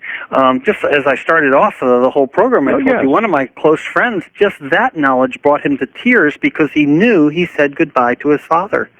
It has the power to reverse the isolation of the dying patient, to bring back the old deathbed scene, to get rid of these irrational rules and taboos that we have surrounding dying patients, to really break the whole taboo of death altogether. Right now, when patients die, nobody wants to be around them. Doctors spend less time at the bedside. Relatives visit less frequently. And yet they're undergoing this very dynamic spiritual experience that has intense meaning, gives them a tremendous insight and understanding into life. They have something to teach us, dying patients do. Yes. And that alone could trigger a cascade of benefits, which would include, in my opinion, the withering away of all this unnecessary medical technology. I really believe that. Just forget about life after death. Just focusing on what we do know, that when, the whole thing, when we die, that alone could save us $4 billion a year. So that's not a fairy tale. That's in our country, anything that's going to save healthcare dollars. I'll put it to you a different way. Well, the near-death experience is a pill. We would be ordering it by the bucket load. Doctors would be prescribing it like crazy. That's it all sounds very practical, and I believe that you're exactly right. I'm sure it would save in healthcare and all the rest of it, but But that's not enough for you, Art. It's got to be proof of life after death too. Well, I don't know. Boy, I think that's still going to, at least at this point, still an issue of faith. Not necessarily for science to address. Well, fine. That's fine. But when I'm just being really blunt, and I'm saying that when you must agree, then when people are told stories of how it's going to be so wonderful and there's going to be a whole new experience and you're going to go to heaven where all your relatives are going to be and you're going to, whatever concept of heaven you have, is going to be eternally yours. Yeah. And then aren't we weaving a fairy tale according to your belief system? Well, not really my belief system. I'm just telling you what the objective evidence is. Objective evidence. Objective evidence. It's one. I mean, my belief system would be, you believe in things like life after death, etc. But what does the science tell us? Yeah, sure. I think that the science tells us that we get so far, and then we don't know what's after that. Well, how do you feel about the concept of, we're actually perhaps getting close in the next 100 years or so to not dying? It may well be that science will develop a way for us to remain essentially alive forever, barring some awful. Well, I think we're certainly going to be living to at least 100 or 120. I think people who are born today are most likely going to live to be 100 or 110 or 120. I agree. Well, that's in the near term, but eventually, if they find all the right keys, they could virtually stop aging, and some researchers, doctor, even say regress it. Yeah. That's to me, that's exciting. I don't crave getting old. That's for sure. So that would be the ultimate goal of somebody who thinks that there's a very good chance that even though you would have this experience when you die, essentially there'd be lights out after that. Well, I am a physician. My goal is to prolong life as long as possible. Yeah, what's after death? I don't know. Yeah, but I agree with you. It's probably, well, I don't know. It's hard to say. I mean, you've actually opened the crack in my thinking. I'm gonna, I don't know. I think we just have to, wait and see what more we learn about these experiences. I think there's a lot we could do right now to look into what you're saying. There's a guy named Michael Persinger up in Canada. Yes. He's learned to stimulate this area of the brain. He's actually been able to induce this God experience, or what have you. Yes, I've been hearing about that. So I think that, the next step then is to take his apparatus and let's see whether people who have the induced God experience can communicate then, let's say, with the dead, or can demonstrate paranormal talents, or, I think once we start looking at those kinds of issues, that's going to be a lot more convincing to me. Most of the people that you interview on your show that communicate with the dead, after all, are professionals. I mean, they have kind of a bad track record in terms of being clever con men and such as that. I'm saying generically the field. Whereas if someone like Michael Persinger is able to, take one of his college students, stimulate the right temporal lobe, and that college student discovers he can communicate with a dead relative, that would be very convincing to me. And that's what's exciting to me about my research, is that at least it points to new avenues of research. At least it looks at ways of trying to study these Well, I start to become convinced when there is contemporary information relayed. That's what convinces me. Yeah, I agree. Otherwise, I'm kind of with you that an active human brain can probably draw from whatever source we care to name, its own brain or an external source, as you theorize, memories of that person that I think sort of remain forever. Yeah. Well, like we're talking about with ghosts. But what I'm searching for here, Doctor, is consciousness after death. Consciousness after death. And contemporary information that's relayed, well, it goes a pretty long way toward proving that. So that's the kind of research I would like to see, and I'm sure you would like to be convinced of. Correct, but that research, to my knowledge, does not exist today. You have people that I think demonstrate that kind of thing, but I don't know. You just always wonder. Whereas I think if it could be reliably replicated in a laboratory setting. Now, there is one interesting piece of research. I'm sure you're familiar with Dean Radin out of the University of Nevada, Las Vegas. Just over the hill from me. Go ahead and expound a bit. Well, he took college students and he showed them slides, either of pleasant scenes or very unpleasant scenes, car accidents and the like. Yes. And he hooked them up to measure their blood pressure and their heart rate and such as that.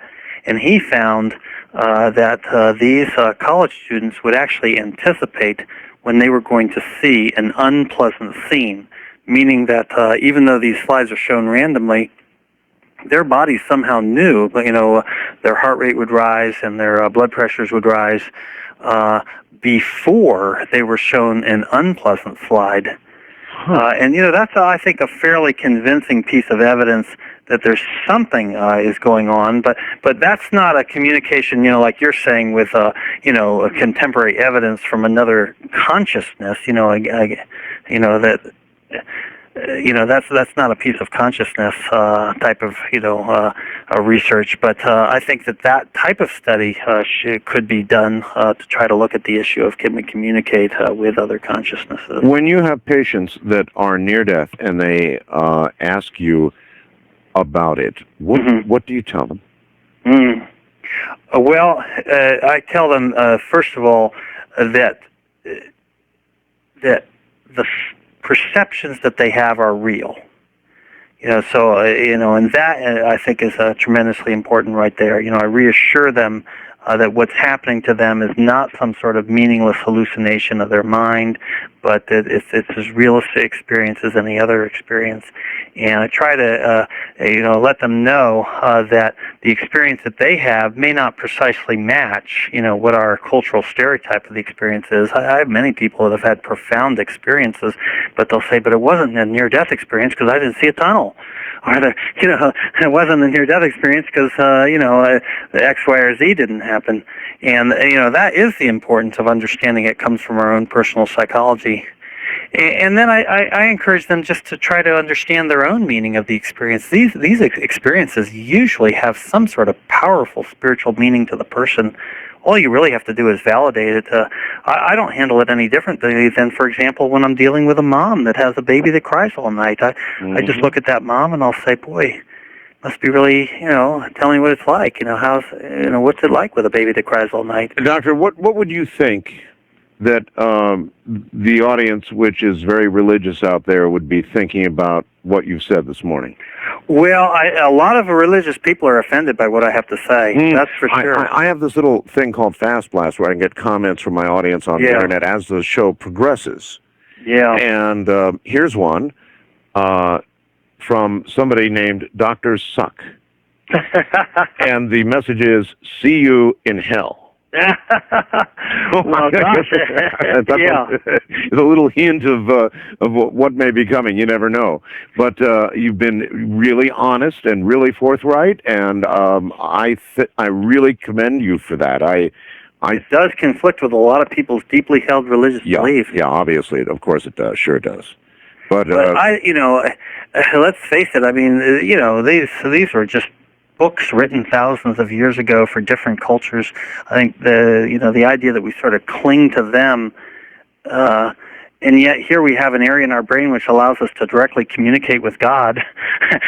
I don't really, I think that people should start to use their own abilities to, find their own valid spiritual and religious experiences, and not be so dependent on someone else's religious vision, which is, after all, I think, what you're dealing with when you're dealing with, these different religions or Bibles or what have you. All right. I would like to tentatively go to the phones here and see what we get. I think I have a pretty good hint. But I would ask my audience, you folks out there, keep it civil, because I'm seeing these comments that are coming in, and I know what they mean. It means there's a bunch of people out there with Bible in their hair right now, and they're thumping on it, and they're dialing, and they're thumping on it, and they're dialing, and when they get in, look out. So we'll see what we get out there. Wildcard line, you're on the air. Hi. Hi, good evening, gentlemen. This is the Zen Man from Alaska. The Zen Man from Alaska. The Zen Man. Yes, I used to know a woman who had a son that was in a car accident, and he was in a coma for 2 months. And when he awoke, I had an opportunity to speak with him. He said he was fully aware for something like what seemed to him to be a couple hours, which kind of goes back to what the doctor said about timeless, spaceless space. Almost like he woke up from a short nap. Yes. And when he didn't see a tunnel, and he didn't see his body or anything, but he did say he went to a beautiful and comfortable place. He said there was a great elder or master that greeted him. Oh, that's frequent. Yeah, and he said that he asked the elder where he was, and the elder told him that a human moves upward through spheres of increasingly higher consciousness based on one's capacity for compassion and love. Oh, and he also said that the place seemed more real to him than this place. Yes, boy, realer than real is what one child told me. Right. He said to me, I said, well, did you think it was real? It was realer than real. Realer than real. Now, this brings me to my question for the doctor. Sure. In the movie Flatliners, there was an element of karmic retribution. Yeah. Now, doctor, you said that the little girl intimated to you that she went to a fun place. Yeah. I was wondering, have you heard of anyone ever having a panoramic life review like Daniel Brinkley, where their behavior in life is specifically accounted for? Well, I mostly deal with children, and so it's been pointed out to me that maybe children are immune from that kind of thing, or what have you. But and I honestly don't know. But children typically don't have these complex life reviews, and children usually have just very kind of brief, powerful experiences. Just really fragments of experience. Well, why wouldn't they have the same thing? I used to put snakes in my lunchbox when I'd come home from school. My mom would open it, and, well, I'd be in terrible trouble. But, I did a lot of things that would be considered generally negative for a child. So why wouldn't a child go through the same sort of review? And why would they be immune? That's I can tell you, all I can tell you is I don't hear that kind of thing. I'll tell you, here's a typical child's near-death experience. This is a girl that we put a needle into her heart to resuscitate her. All right, hold that thought. Obviously, we can't get started now. We will in a moment. A needle into the heart to resuscitate. Oh, great. Maybe there's nothing after all of that. A brief little experience and a couple of sweet dreams, and then it's down the dark highway. I don't know. From the high desert, it's a little different tonight, isn't it? I'm Art Bell, and this is Coast to Coast AM. Going through the night like a freight train. Don't touch that dial. It is indeed, and I've got a really good guest, Dr. Melvin Morse. Now, I understand the Christians out there are saying, no, he's not a good guest. He doesn't believe what I believe. That doesn't make him a bad guest. That just means you don't agree with him. There's a big difference. He's a really good guest. He's opened up more than any physician that I think I've ever talked to. Actually, he's fascinating. And we'll continue with him momentarily. It's that kind of a night, isn't it? All right, back now to Dr. Melvin Morse. Hi, Dr. Morse. Welcome back. Thank you very much. All right. Here's somebody who says, it's Walter from Odessa, Texas. If a ghost is an echo, yes, how was I physically attacked more than once by it? I'd like to hear more about that story. Let's hear what that story is. Oh, listen, Doctor. I do a program. In fact, I'm going to do one at the end of next week called Ghost to Ghost, in which I just let people tell ghost stories. And the stories of physical attacks are legion. Sure. But are they really ghost stories? Or are they, when I'm talking about a ghost story, the typical kind of ghost story is, a house that's haunted, a place that's haunted. Yeah. For example, one very famous ghost story involves a World War II plane that was in a museum in one location, and they moved the plane, and sure enough, the ghost moved with it. Well, so to me, that's I think a memory embedded in nature. Why? In other words, if they were actual beings. How does the fact that a ghost would move with an airplane or with a home? I guess. Actually, you're saying maybe these ghosts are living in this airplane as kind of its home. That's what I'm suggesting. Yes. Yeah, I don't know. I don't feel I'm on shaky ground here. Over 100 years ago, the scientists at the time investigated ghost stories and from the American Psychical Research Society and the British counterpart, and they actually concluded the same thing. That let me tell you a ghost story then. But they're like the people that give the snuffed candle award. No, these were people that were really trying to. The people that give the snuff candle award, they're not real skeptics. They're, they actually. Well, I know, but a lot of times when you do a study, you start out with a bias and you end up with a bias. No, well, Psychops doesn't claim that they do studies. No, but they're biased though. Right, because they have a religious point of view. Their religious point of view happens to be that there is no God, or there is no consciousness, or nothing exists outside the body. But nevertheless, that is starting from a bias. A bias. And there, I think, I don't think you can put them in the same category. Let me just real quick. I can tell you, I bought a house on the Oregon coast, and it was haunted by a ghost. And we heard the footsteps of this ghost all the time, and we heard a door opening, and then we saw the footsteps. Really? Yeah. Oh, yeah. And no, keep going. And so we thought to ourselves, well, this must be some sort of ghost. You heard footsteps, or you actually saw footprints, or what? No, we heard them, and we didn't just hear them. We would occasionally rent the place out, and our renters would also make the same comments. Well, no, see, that should have modified your attitude a little bit. Not at all, because listen to the end of the story. Okay. So the house, we had bought it from an old woman who had lived there her whole life, so we thought that, of course, she had died and her ghost still lived in this house. Yes. Well, it turns out she was still alive, Art. We were haunted, not by a ghost, but we were haunted by the pattern of her life.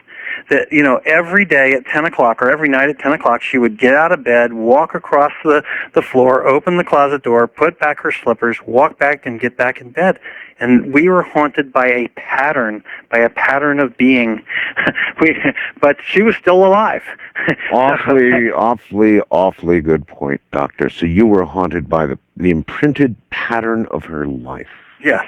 Now, I'm not saying that there aren't beings that we can encounter from other dimensions or other realities.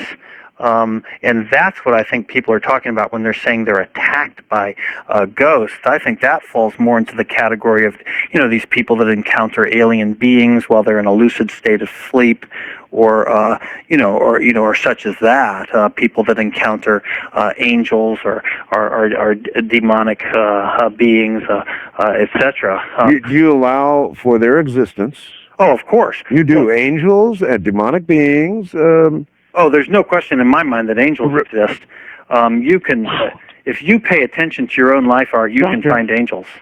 And I've seen angels in my own life. Well, all right then, Doctor. Let's define angel. Sure. Angel, please. Okay. There's, our reality is based on, a certain, leptons and muons and, certain subatomic particles. Yeah. Well, we know that there's at least two other realities which are based on similar subatomic particles. So that's well known, and we can speculate. Okay, you're describing a realm. Describe an angel, please. Well, an angel would just be to us the perception of, whatever those, just like when we use our mind to encounter this universal sort of timeless, spaceless place, people from, other universes also can use their mind to encounter this timeless, spaceless place. And so I see the interactions between those, these different sentient beings is what we call angels. So an angel wouldn't be, for example, an entity that has been with God and has been cast down. Well, that's often the interpretation that we put on it. Yeah. But other people encounter angels and think that they're UFOs, and other people encounter angels and think that, and I've heard lots of angel stories in which the angels are perceived as just being ordinary citizens, or the one angel that happens that in my own personal life presented just as a medic, just seemed to all intents and purposes. But let me give you a quick example. But you wouldn't, again, you wouldn't consider that there, to you, that angel for that person would be an echo, wouldn't it? Well, let me give you an example that is not quite an echo. There's a woman psychiatrist from Russia, and she had a recurring experience in which she was out of her body, and she was presented herself to a group of people who were very astonished to see her, and asked her to heal different ailments they had and such as that. This was a recurring dream that she had. Yes. She then traveled to a distant place in Russia, yes. and just through various circumstances encountered people who had a folk belief that a woman that looked just like her would appear to them and interact with them and have different encounters and beliefs. So she was their angel. And yet she was just a living human being that she just was just basically communicating with them through time or through this timeless, spaceless place. They just misinterpreted her as being an angel, and she in fact was just a person from the future, that they were just perceiving her energy patterns and interacting with her just the way people interact with after death communications. Well, in her case, you wouldn't call it an echo. She was a real person. Yes, I hear very clearly what you're saying. If when you die, Dr. Morse, you go through the white tunnel, go whizzing through, end up at the pearly gates, and there's a real traditional religious setting there, and a guy way up high on a table with a white beard who's going to look down on you and say, "All right, doctor, you've got a lot of talking to do." Yeah, that's true. I'll be humbled. That's for sure. All right, listen. Here we go. We got to get the phones a little bit. Wildcard line, you're on the air with Dr. Morse. Hi, Art. Hi. This is Dave in Pahrump. Hi, Dave. Oh, here in town. Yeah. Wow. And I have a question for Dr. Morse. Actually, a question. And I'll need your help because I've been listening this week, and everything he's saying coincides with Whitley's new book. I mean, The Keys. Yes. And his conversation with that man. And then there was an analogy made on another show where God was a lonely being who exploded. Yes. And it's what we now know as our universe, I guess. That was the Big Bang. Yeah. Yes, I'm familiar with that. So if when we die and that 20% of our brain is responsible, and we know that like a half ounce or something like that escapes our body after death. I'll tell Dr. Morse about that. Okay. Well, wouldn't it be logical to think that that 20% is the energy leaving our body and becoming energy of the universe, and that we are in fact going back to what some may call God? I mean, to which Dr. Morse, I guess you would say what? Well, maybe. Yeah, well, gosh, maybe? Yeah, that's I didn't know that there was evidence that some piece of energy or something left our body when we. Well, let me tell you a little story, and I'm going to have to ask Keith, my webmaster, to dig for it. I heard this as a sort of a myth for years, that there had been a real medical study done, Doctor. A long time ago. It was in they did study late 1800s, early 1900s. I can't remember. Yeah. A long time ago. Right. That put people up on a scale, a very sensitive scale. Sure. And waited for the moment of death. Yeah. Now, I have a copy of this medical study, Doctor. They actually did this, and they observed the loss of between 1/2 and 3/4 of an ounce at the instant of death. Can you imagine any scientific reason in the world why that could be true? Well, when you stop breathing, I guess you stop exchanging, water. You're not taking in, when you're breathing, you lose quite a bit of water and you gain quite a bit of water. Not at the I'm wondering if not at the very instant. They actually put people who were dying up there. Is that referenced on your website? I would love to read that. It will be. I'll get it up there for you. I've had it up there, I don't know, a couple of years ago. Gosh. I couldn't believe it, but I did. Because I've heard of that, but I've never actually seen the study or known that was a real study. I wonder if people, reproduce that today, or well, you think, Doctor, in today's politically correct world, could you do such an experiment? No way. Yeah. No way. I don't know. That's something I would have to review. I'm not saying I'm skeptical. Well, I am pretty skeptical of it. You wonder what kind of scales they had and how accurate they were. They were good scales. It's all described in the study, of course. Otherwise, it wouldn't be legit.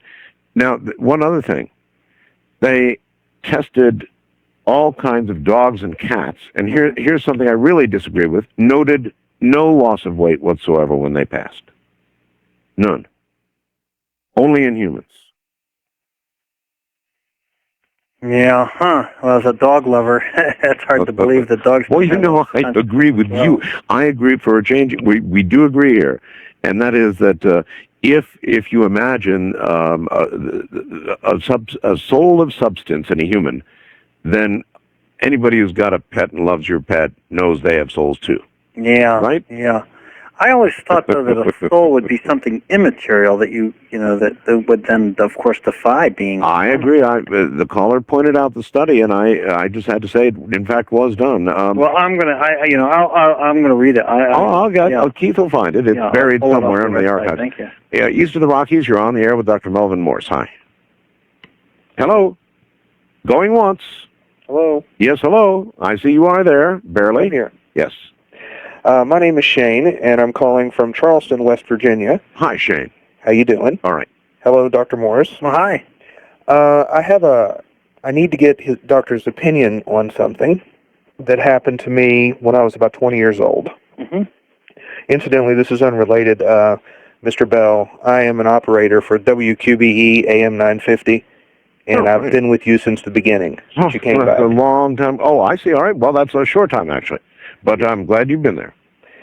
I had a really good friend in high school, and he was killed in a rock climbing accident. Well, a couple of weeks before he died, he and I were sitting around a campfire, and he was telling me about a dream he had involving his grandfather, who had passed away several years before. He said his grandfather had come to him in this dream and took him into the wall, his words. And he said to me very seriously, I think it's my time to go. Mm-hmm, yeah. You know, being 18, 19 years old, we're laughing, oh, come on, I didn't take it seriously. Well, 2 weeks later, he was killed. Yeah. And this was rather disturbing for everybody when they'd heard about the dream, What made it even worse was the fact that he was buried in a mausoleum wall next to his grandfather. Interesting. Wow. And, So it made it worse. It wasn't of comfort to you then. Well, it seemed to me that he knew. I guess my question is, I don't really have a specific question. I just wanted to get your opinion on it. Well, I certainly have documented many such cases. In fact, we did a study of mothers who had infants die of sudden infant death. And we showed that about 25 to 30% of the time, they also had vivid premonitions. Not of course that they were going to die, but that their infant was going to die. And these are vivid premonitions. Things that they would write down in journals, lucid dreams. Not just the ordinary fears that a parent might have. Certainly, we know from studies of adults that many adults know a week or two before they die, and usually it is because they've had some sort of a dream or a spiritual vision, etc. That's precognition, right? Oh, correct, yeah. A very nice study in the medical literature and the nursing journals in which they actually had a control group. They looked at patients who didn't die, looked at their dreams and their visions, over a 2-week period, and then they looked at, the dreams and the visions of people who did die. And sure enough, they showed that people, had these kinds of dreams, and they usually had this kind of a flavor, a dead relative coming to them, such as that. I would have discounted it as kind of coincidence, but he did say specifically that his grandfather brought him into the wall. Yeah, yeah. He seemed to believe that death was kind of a dimensional thing, that when you die, you actually move to a different level of consciousness. Yeah. And a while after that, I would say a couple of years later, I started having this dream that he was trying to talk to me. Yeah. And I could remember everything that he said up to a point. He would say, I'm going to tell you something you have to remember when you wake up. Yeah. And at that point, I can't remember what he told me. Well, you need to go to bed at night with a pad of paper and a pencil, and you should just, spend like a few minutes doing some sort of brief self-calming or self-hypnosis or regimen, like, tensing your muscles in sequence or something like that. And then you should just ask him, just right before, try to make it your last thought before you go to sleep, tell me, what is it you're trying to say? And then when you wake up in the morning, write down your very first thought, not your second thought, not your third thought, but that very first thought is a great technique to tap into, what that dream is trying to tell you. Okay. All right, thank you very much for the call. Now, what I took out of that, doctor, that was interesting was that most people, by way of premonition or just, if it's a woman, feminine intuition, whatever you want to call it, Yeah. know they're going to die. Yes, I agree.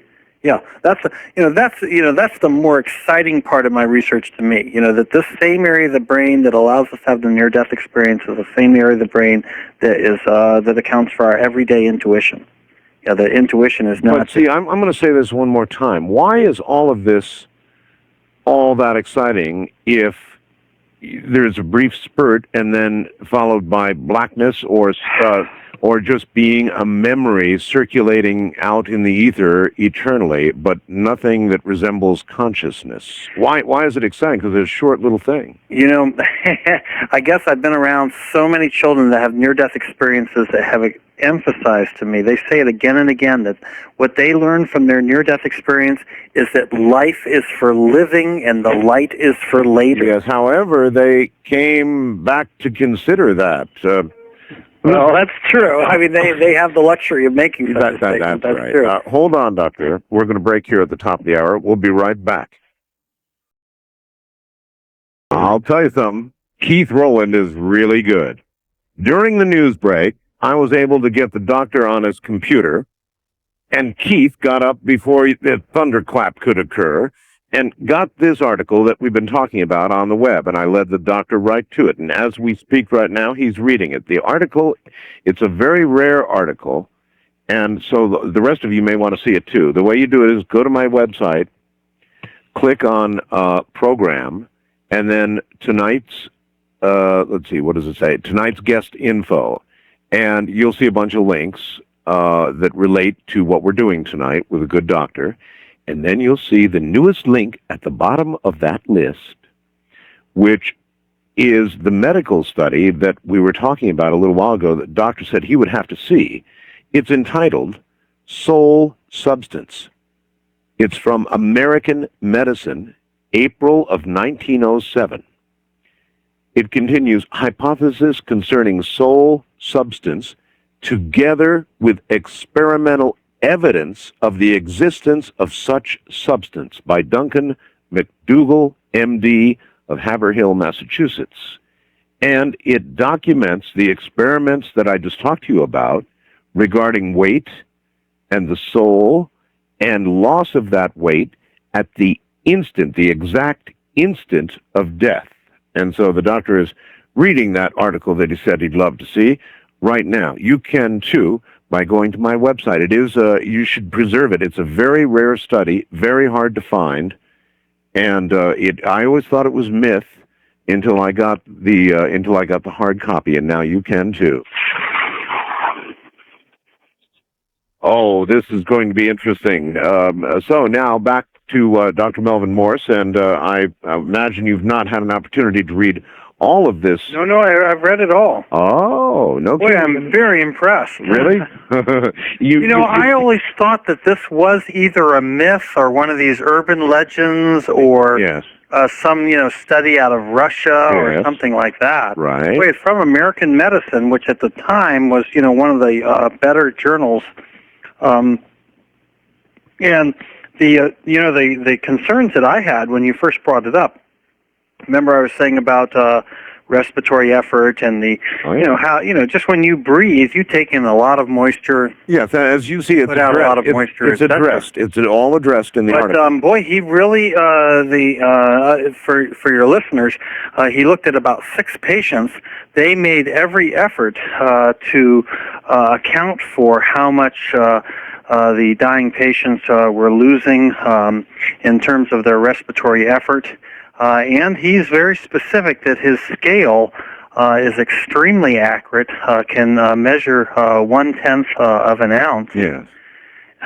It's a very impressive study. Something to think about, huh? That's for sure.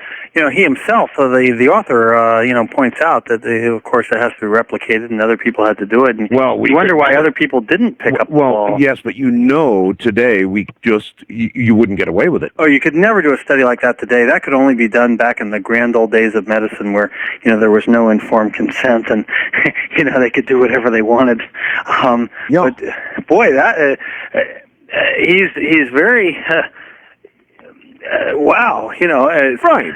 We'll leave it at that, Doctor. I'm glad we were able to impress you, and I hope the audience will go up there and read it as well, because for many people, it has sort of been a myth and dismissed, by the way, as a myth. Oh, I've heard that, but that's not true. Well, wrong. I have spent years looking for this article. Well, I did. I had spent years too until I found it. Wow, All right. American Medicine. Yes. And the people, they should at least know that the author says that in all cases, right at the point of death, the scale dropped. Mm-hmm.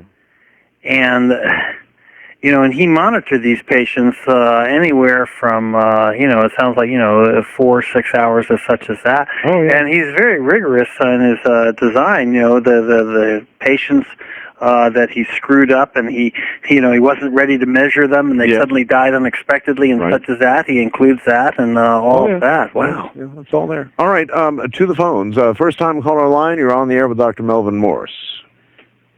Hello, Art Bell. Yes, Mark the Spark, West Palm Beach, Florida. Hi, Mark. Welcome. Hi, listen, great show. I love your show. Welcome back. Thank you. Okay, my doctor, the doctor I have a question for. I was shocked by electricity. I was an electrician for a lot of years, and I received a shock by high voltage. It was 220 volts, and since then, it wasn't a near-death experience, but at the time that it happened, I was on a ladder, and I fell off the ladder, and I seemed to be disconnected. I was there, but my vision was like a TV screen at 3 a.m. when the station goes off the air. Right. And it lasted for about half an hour. Mm-hmm.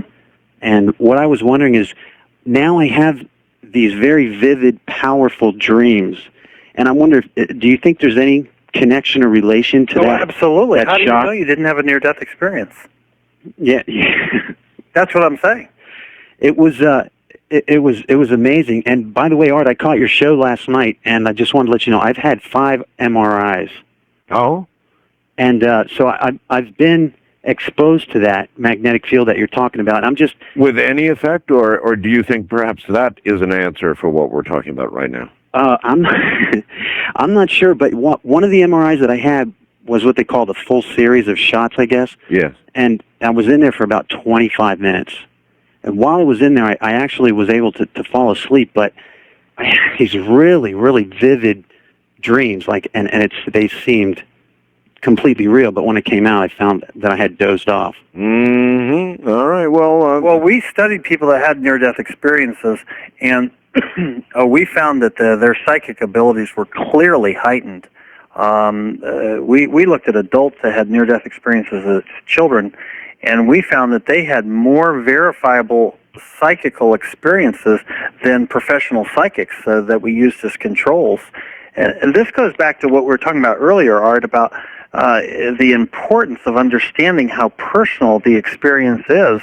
You know, you were saying, well, gosh, if the experience is so personalized, etc., well, that sort of devalues it.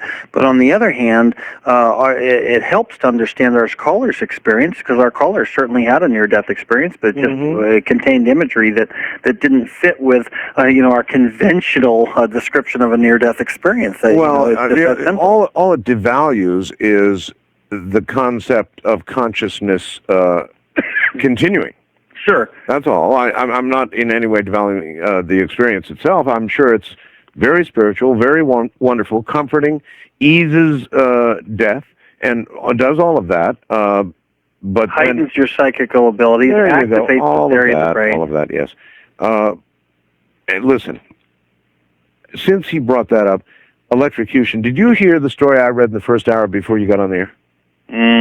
No, tell me. Let me read it to you. It's from Reuters News Service, mainstream news service, right? Just in. Electrocuted man rises from the dead. A Kazakh man, as in Kazakhstan, who was electrocuted and buried, shocked his friends and family by turning up for his own funeral feast. Now listen carefully. The man was wrapped in a cloth shroud, according to Muslim tradition, buried in a shallow grave after apparently dying while trying to steal power cables in eastern Kazakhstan. But get this, Doctor. 2 days later, he regained consciousness, rose naked from the ground, and actually they go on to say he had difficulty flagging down a vehicle to take him home. Yes, I'm sure he did. Yeah. 2 days in a shallow grave, buried. You believe that? I don't know what to think of that. It's just hard for me to believe, I guess, because you just can't think of. I mean, you would think that decomposition would set in. Yeah. Certainly, it doesn't fit with anything in my experience. Well, that's Reuters News Service for you. That doesn't make it golden. I thought I'd read it. Wildcard line, you're on the air with Dr. Melvin Morse. Hi.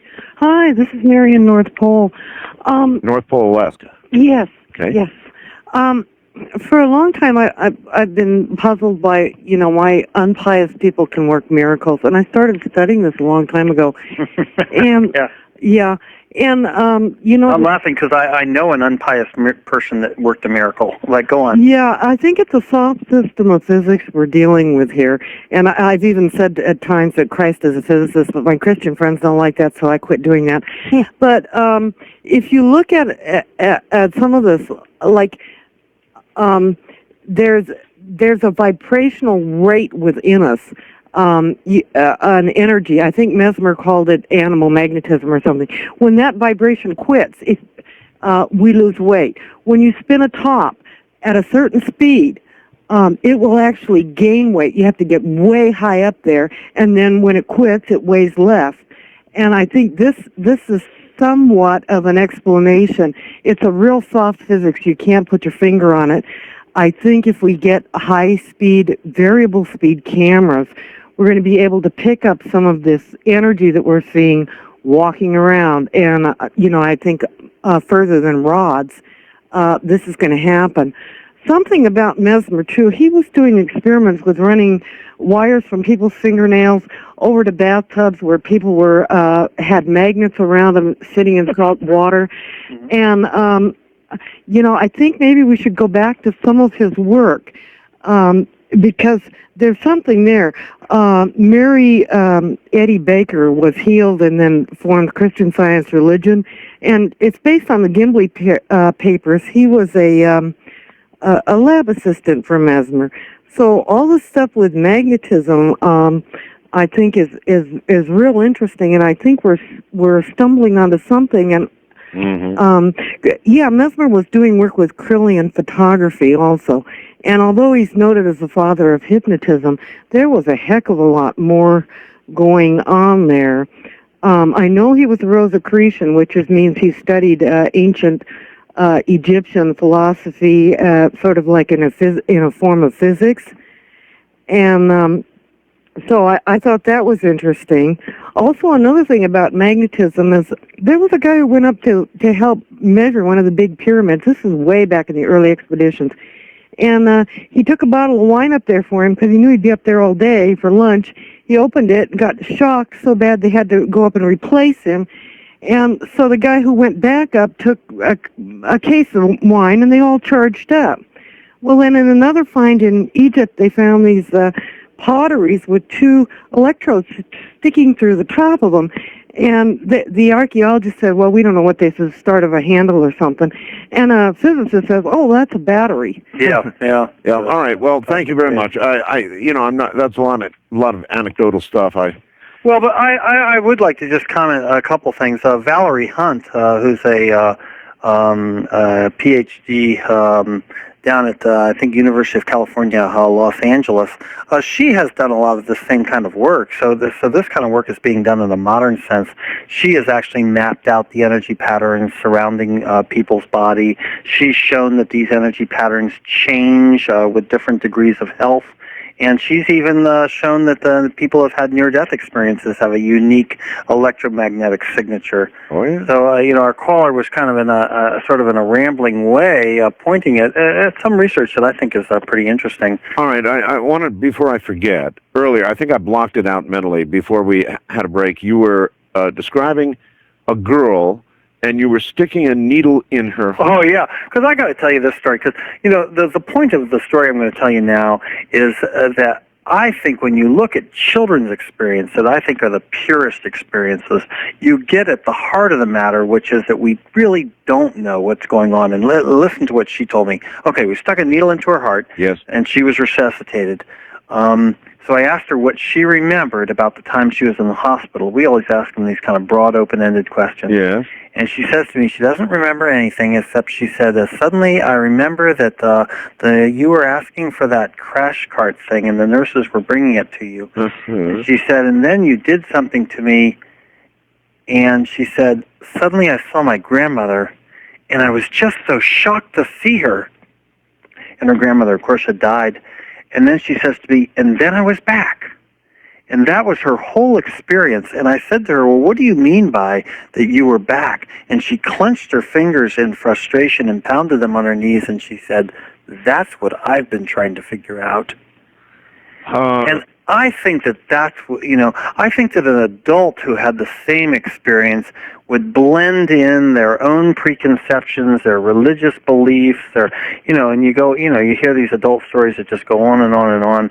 When you hear these children's stories, they are just these very brief impressions of something that they can't quite understand. Well, doctor, if I was conscious enough to see you coming at me with a needle that you were going to thrust into my heart, that would kill me. Right well, there. If I wasn't already dead, that would do it. She was comatose when that happened. Remembering, though, that so many patients described the procedures that went on, right? That's true, but she did see her grandmother, and her grandmother comforted her during this procedure, and then she says this very enigmatic, and then I was back. I just can't understand how you can tell me these things and not make the leap of faith. Which, after knowing so much as you know, it shouldn't be much of a leap for you. I mean, when you tell me these stories, I want to ask you, well, then, how can you not believe? Yeah, I know. I had my own experience, but my experience didn't give a hint of life after death. I did have the experience. I know, but a lot of what you're telling me does. Yeah, I know. All right. I think a lot of it is just my own. I've come a long, long way, Art. When I started all of this, I thought it was a bunch of baloney. Uh-huh. And I would say that I've only become really emotionally engaged in this, really thinking that there might be something in it in the last couple of years. Well, there's a longer journey ahead, Doctor. Yeah. Hang in there. East of the Rockies, you're on the air with Dr. Melvin Morse. Hi. Hi, Doctor. My name is Michael. I'm calling from Norfolk, Virginia. I will talk about your external memory, external brain theory, which I'd like to. Yeah, which I compare to a kind of World Wide Web. Yeah. But before I do that, I'd like to discuss the problems of consciousness after death and the impossibility of proving it to a person like yourself, who believes in a kind of World Wide Web that records everything. and who also believes in demons and angels. The reason it would be impossible is because it's virtually impossible to prove a negative, and what you have to do when you're dealing with a medium is prove that they are not either contacting some extraterrestrial being to get their information or using this World Wide Web that you talk about. Correct. I think that's, I don't know about the extraterrestrial being part, but right, I think that's the whole problem, right? You summed it up. You put your finger on it. But let's hear more now. You put your finger on the problem. Okay, well, now to look at the problem that you present. And it's very unclear as to what your anthropology is, but if it is true that men are born with these capabilities and men have been on this planet for thousands of years at a time when the Bible was written, then we got a real problem there, because the question is, if you believe in evolution, do you believe that there could be even more superior beings somewhere else in the universe that perhaps even created the mankind that we see on this planet? Doctor? Yeah, boy, I'm going to pass on that, Art. I think that's outside my area of expertise. Well, actually, no, it doesn't really require any expertise, because if you make the assumption that mankind was produced by evolution, and therefore, let's find out if you do, right, Doctor? Absolutely. You evolution. Evolution. All right. All right. Okay. With that assumption on the table, then we must also assume that there's a possibility that evolution has occurred elsewhere in the universe, and that it may have occurred at a much earlier date than it occurred here, and therefore there may be beings with much more sophisticated technology than we have on this planet. All right, hold it there, caller. I certainly agree with that. I think Christian de Dove is a Nobel Prize-winning scientist who writes, I think, most movingly about this. He wrote a book called Conscious Dust. Okay, now I got you locked in, Doctor. Yeah, I agree with that. Exactly. Caller, remember exactly where you are, and Doctor, remember how locked in you were, and we'll break here and come right back and continue this. Both of you hold on. From the high desert, this is Coast to Coast AM, and I'm Art Bell. All right, let's resume the storm, shall we? The caller thinks it's 2-0. The caller has managed to get the doctor to agree that, in fact, we are a product of evolution. That, in fact, evolution probably, in all likelihood, occurred elsewhere, probably evolution that precedes ours, and that will come after ours, I'm sure. So we're that far, and I'm sure the caller thinks it's 2-0. So spring it on him, caller. Where are you to go from there? Well, the problem for any honest evolutionist who really believes in evolution and outright rejects the Bible is this. They are the equivalent, or you come to the equivalent conclusion for this reason. If you believe that intelligences exist in the universe that may precede us by millions or even billions of years, yes, then you have to accept the possibility that those intelligences may have been responsible for the phrase, "Let us make man after our image." All right. Well, that's obviously your crashing point, Doctor. Do you make that leap? Well, you ever heard about this Dogon tribe in Africa? That this is a tribe that that believes that we came from a dog star in another galaxy. Yes. But they have a sophisticated knowledge of astronomy. And I never quite put it together with what the caller was saying, but yes, there is. I mean, there are some sort of intriguing hints like that from when you study anthropology and such as that. This is I think it's called the Cirrus Mysteries. It's written by a astronomer in England, and he took the trouble to actually document what this tribe believed, and he showed how they have a lot of sort of belief systems that match with modern astronomy, and their myths are that they came from this star, and such as that. Or you could have just watched Arthur C. Clarke's 2001. Remember the obelisk? Yeah. Okay. Well, that didn't get there by accident.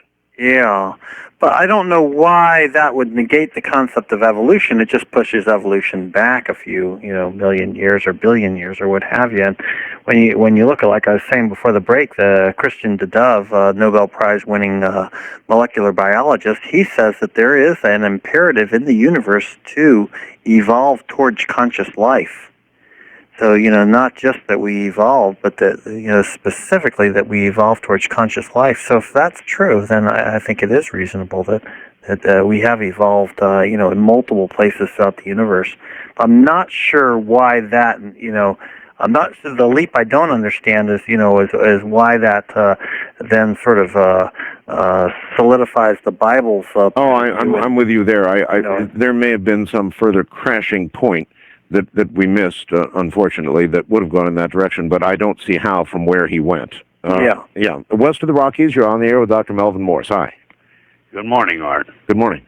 Yes, you're trying to wake up here.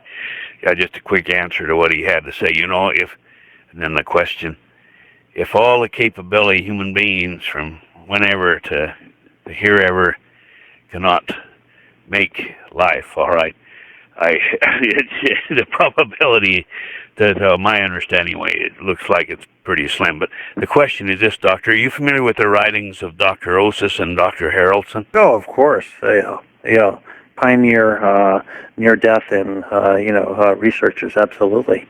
Well, yes, and they brought out the experiences of 2,000 people, and most of them were death experiences where they had apparitions of people coming to get them. Correct. And we alluded to that in the last hour. Research shows that when people die, these apparitions do come for them. Yes, and but one thing they brought out in some of the accounts was there was accountability in that people's relatives would come for them under some circumstances, and people unknown to them would come to them if they did not live a just life, apparently. But what's your feeling? I'm going to have to disagree with you. That is not my interpretation of Osis and Haraldson's work. They did a lot of work on Indian experiences, but not Native American, but from India. And they found that in India it was more of a bureaucratic society, and kind of people would say things like, "Oh gosh, you're not in our book," and such as that. I thought the accountability examples really came from their examples from American society, but not necessarily from their examples from Indian society. Well, in both the Hindu and Muslim that they account there, and of course about half were in the U.S. and Canada. But and the episode where it was "You're not in my book" was when they came and took a person of one name, and there was another person in there with an identical name.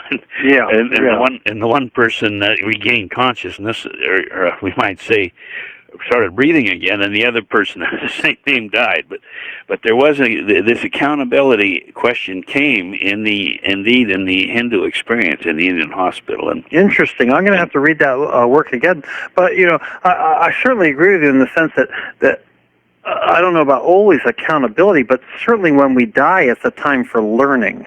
Well, certainly we learn something, and obviously the accountability factor or the judgment factor or the life review factor is part of that learning experience. Well, the Mormon leader Brigham Young made the comment, if you spend 5 minutes in the afterlife, you'll know more than all the books that have been written. Have you ever had an afterlife experience, Doctor? I have not, but certainly the children that would agree with you.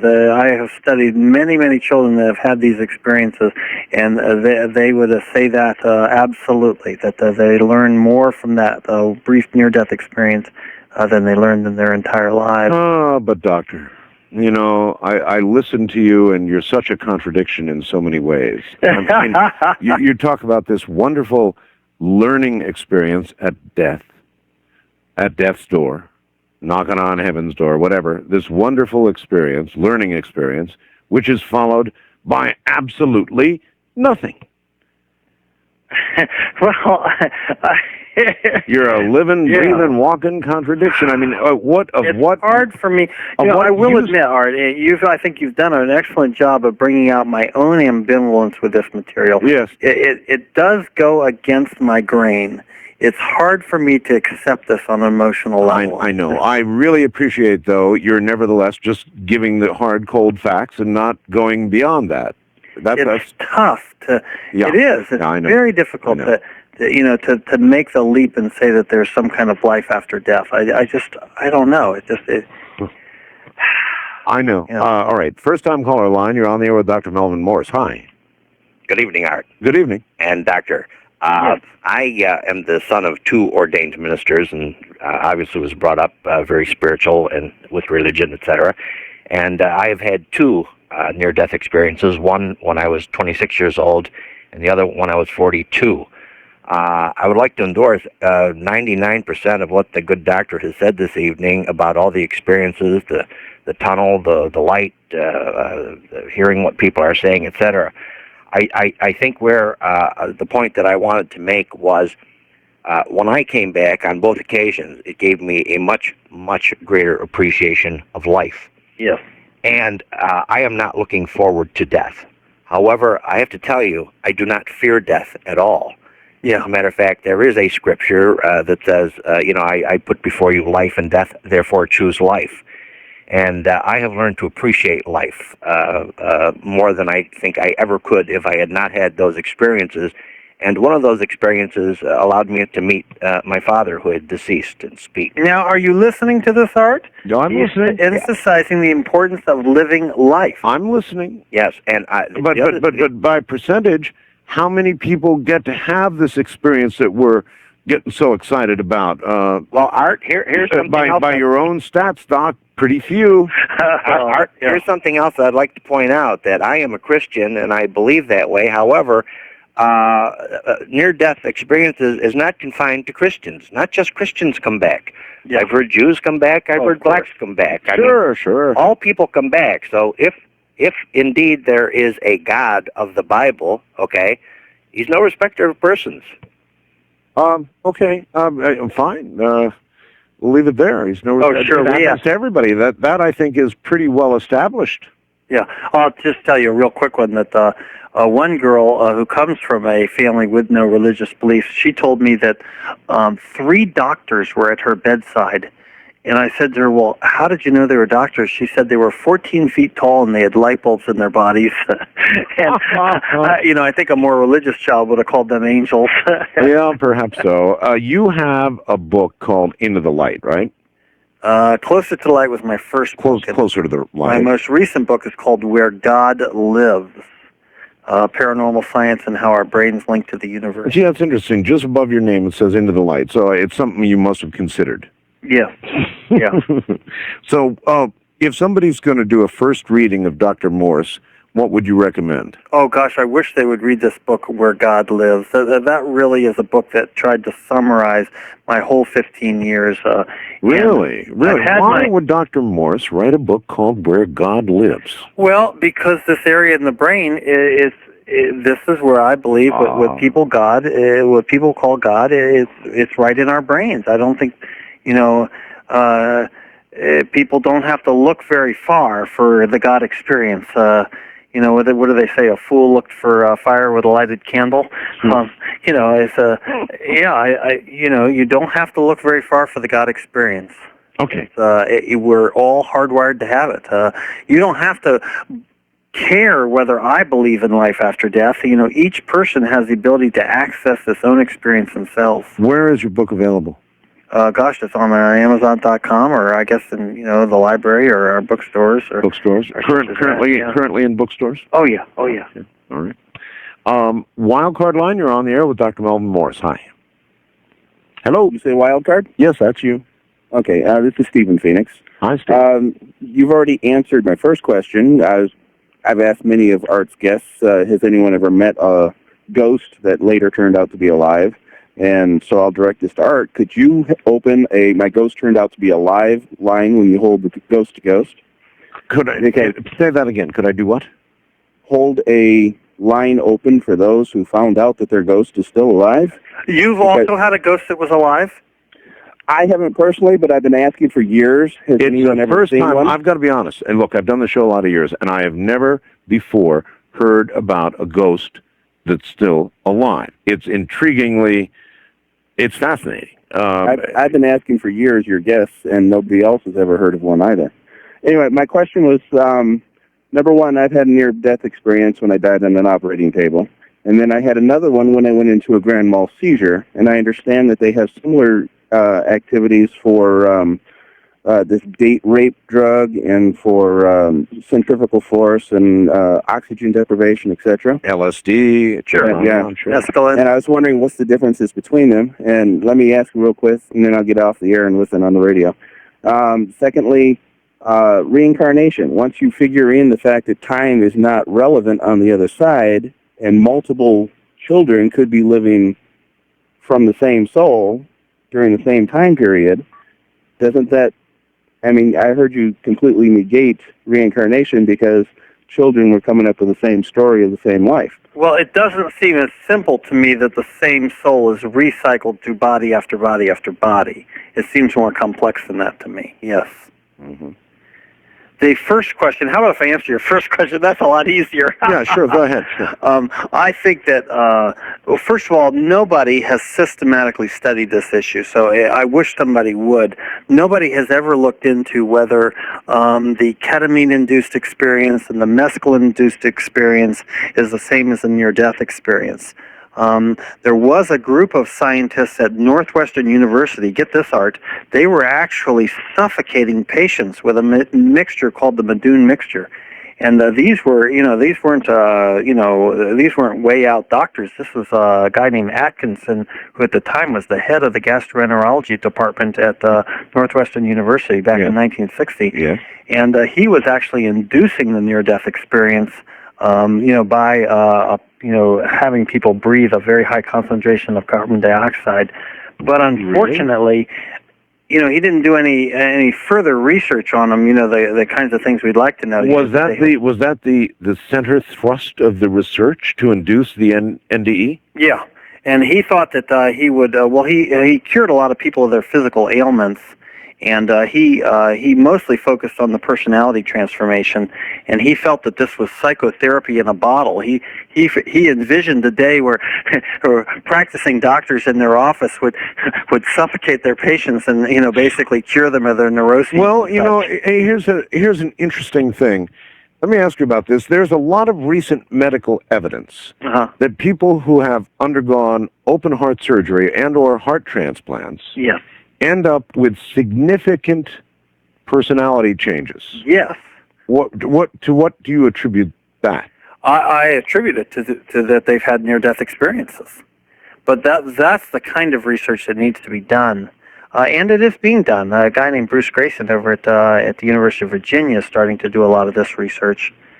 But my impression is that they're all the same experience, that it doesn't really matter how this area of the brain gets triggered, whether it gets triggered in the process of dying, or whether it's what's called the hypnagogic state, which is that sort of dreamy, half-awake, half-asleep state, or whether it's a lucid dream. Or magic mushrooms may be another path, right? Well, I know it's not politically correct to say, but... Well, this is not a politically correct show. I'm asking you straight out. It may be as valid a path, right? Absolutely. I was as a medical student, I was at the Veterans Administration Hospital in Washington, D.C., where they did a lot of the LSD research, and when you talk to those old-time LSD researchers, they would tell you that people's lives were transformed by it. They described the same kinds of changes, through this kind of LSD research that you see with near-death research. Well, I talked to Terence McKenna before he passed on. He was a big researcher. Yeah, and what did he say? Timothy Leary, too. Yeah. Well, Timothy Leary, of course, would think of this as a transforming experience. So, I don't really know whether it's the same experience because, like I said, nobody has systematically studied it. Well, they don't talk about it because that one's against the law. So, anyway, east of the Rockies, you're on the air with Dr. Morse. Hi. Hello. Hello. I just wanted to ask him, I have fallen asleep and missed some of the show, I'm sorry, but how do you predict, does he reconcile that people can predict things years ahead, and how can I know what the weather's going to be the next 3 months or even the next day without listening to the weather All right. Oh, okay. Because what my theory is that we use a certain part of our brain called our right temporal lobe to access a timeless, spaceless, sort of endless source of energy and knowledge that physicists would call non-local reality, which is which is basically all of reality, all wrapped up together. So seeing the future and seeing the past, of course, then would be quite straightforward because you're accessing this timeless place. And I would use as evidence of that when you look at people like, for example, Edgar Cayce, who I think a credible sort of prophet. One thing that you notice about them is they can't tell you exactly when it's going to happen. And Edgar Cayce himself said that when he was in these states, he couldn't really tell whether it's going to happen in 10 years or 100 years or 1,000 years. Remote viewers have the exact same difficulty. Exactly. They seem to get the events right and the timelines way wrong.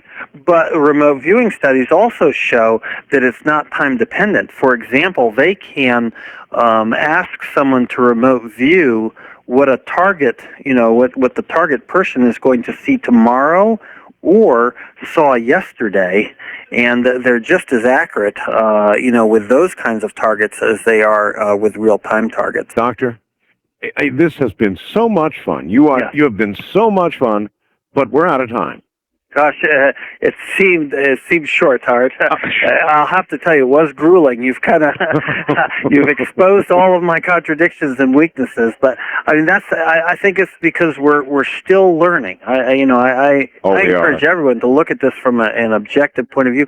The true insights, I think, haven't come true yet. Like I told you earlier, I'm hoping all my theories will be proven wrong, but in the process, we'll learn what's right. There's still time for that, but not for the show. Good night, my friend.